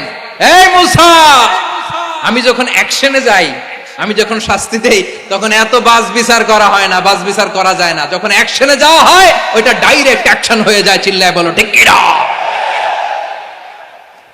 এজন্য আমাদের বাঁচার জন্য হলে ওই পাপ থামাতে হবে, এই শয়তানের অট্টহাসি থামাতে হবে, অন্যায় অপরাধ সমাজ থেকে আমাদের থামাতে হবে। কারণ আযাব আসলে ওরাও মরবে, আমরাও মরব। একটা জাহাজ 2 তলা, আপনি আছেন 2য় তলায়। শুনতেছেন? শুনতেছেন? জাহাজ কয় তলা? আপনি কোন তলায়? 2য় তলায়। নিচের তলার কিছু লোক জাহাজের তলা ছিদ্র করতে আরম্ভ করছে। কি ছিদ্র করতেছে? আচ্ছা, জাহাজের তলা ছিদ্র করলে তলা দিয়ে কি ঢুকে? এখন আপনি যদি বলেন আমার কি, আমি তো 2 তলায়, আমার কি, আমি তো সেফ, আমি তো সেফ জোন, আমি তো ভালো আছি, আমি তো ভালো আছি, ওরা ছিদ্র করে ওরা মরবে। আসলে কি শুধু ওরা মরবে, নাকি তলা ফুটো হলে ভিতরে পানি ঢুকলে আপনারও শরীর সমাধি হবে? তলা দিয়ে যখন পানি ঢুকবে, জাহাজ ঢুকলে আপনিও মরবেন। এজন্য নিজে মরার আগে ওই পাগলগুলোর নিচতলায় যে থামাতে হবে। চিল্লায় বলেন ঠিক কি না? এজন্য আল্লাহ বললেন, মুনকার প্রতিরোধের দায়িত্ব সমাজের টপ টু বটম সবার। পুরো আম্মার দায়িত্ব, সরকার প্রধানের দায়িত্ব, প্রতিটি ফ্যামিলির প্রধান বাবার দায়িত্ব। বিশ্বনবী বললেন প্রতিটি সচেতন মুসলিমের দায়িত্ব। এজন্য মুনকার প্রতিরোধ করার দরকার আছে না নাই? সমাজে এই যে ইফটিজিং হয়, আপনার বোনের বয়সী একটা মেয়েকে কিছু বকাটে টিটকারি করে, এই বলে সেই বলে, নোংরা কথা বলে, রাস্তায় দেখেও আপনি পাশ দিয়ে না দেখার মতো চলে যান কেন? আপনি দাঁড়ান না কেন? আপনি দাঁড়ালেই তো থেমে যাবে, কারণ সত্যের যে শক্তি, তার সামনে মিথ্যা মুখ থুবড়ে পড়ে। আপনার সামনেও কিছুই না, নাথিং। আপনি দাঁড়ান, ওকে প্রশ্ন করেন যে আমার বোনকে তুমি ডিস্টার্ব করো কেন? আপনাকে দেখে আরো 5 জন দাঁড়াবে, 5 জনকে দেখে আরো 10 জন দাঁড়াবে। আমাদের নীরবতা আর আমাদের নিশ্চুপ থাকাই জালিমদেরকে আরো শক্তিশালী জালিম বানিয়েছে। এজন্য মুনকার প্রতিরোধের দায়িত্ব আমাদের সবার। টেন্ডারবাজি, চাঁদাবাজি, দুর্নীতি, অপরাধ, দখলদারিত্ব, মজুদদারি, এগুলো সব কিছু একসাথে প্রতিরোধ করতে হবে। ঠিক কিনা বলেন? একটা মানবিক সমাজ যদি চাই, প্রতিরোধ করতে হবে। প্রিয় ভাইয়েরা, আল্লাহর শপথ নিয়ে বলি, এই নাসিহাত গুলো সবার জন্য, সব দলের জন্য, সব মতের মানুষের জন্য। আমরা কোনো দলের প্রতি মানুষকে ডাকি না, আমরা ডাকি ইসলামের দিকে। সব দলের, সব মতের, সব মানুষদেরকে আমরা আহ্বান জানাই, আসুন আমরা একটা সুন্দর সমাজ বিনির্মাণ করি। এই যে নতুন বাংলাদেশের এক সুযোগ এসেছে, আর জীবনে হয়তো আসবে না, সামনের 100 বছর এই সময় আসবে না। আসুন দেশটাকে আমরা সাজাই, আসুন আমরা দুর্নীতি বন্ধ করি, আসুন আমরা চাঁদাবাজি বন্ধ করি, আসুন আমরা দখলদারিত্ব বন্ধ করি, আসুন আমরা এক দল আরেক দলকে নিশ্চিহ্ন করার যে রাজনীতি এটা বন্ধ করি। সব দলের প্রতি আমার আহ্বান। আমি কিছুদিন আগে একটা নিউজ দেখলাম, ওই যে লন্ডনে বসে জনাব তারেক রহমান সাহেবকে আমি ধন্যবাদ দিতে চাই, উনি সংবাদ শোনা মাত্রই ওনার দলের অনেক চাঁদাবাজকে উনি বহিষ্কার করেছে। I do appreciate. প্রতিটি দলের এরকম ইনিশিয়েটিভ নেওয়ার দরকার আছে না নাই? যে কোনো দলে এই প্র্যাকটিসটা থাকার দরকার আছে না নাই? চাঁদাবাজদের সাথে আপনারা নিজেদেরকে মুক্ত ঘোষণা করবেন যে এরা আমার দলের কর্মী হতে পারে না। আমরা চাঁদাবাজ মুক্ত বাংলাদেশ চাই, জুলুম মুক্ত বাংলাদেশ চাই, ফ্যাসিজম মুক্ত বাংলাদেশ চাই, গুণ খুন খারাপি মুক্ত বাংলাদেশ চাই। আমরা নতুন ভোরের বাংলাদেশ চাই। ওই বাংলাদেশ পাওয়ার জন্য মুনকার প্রতিরোধে, অন্যায় প্রতিরোধে যদি বাঘের বাচ্চার মতো, আবু সাইদের মতো 2 হাত উঁচু করে বুককে টান টান করে প্রসারিত করে দাঁড়াতে হয়, রাজি আছো মুসলমান? কারা কারা রাজি? আল্লাহকে হাত দেখিয়ে প্রতিজ্ঞা করো।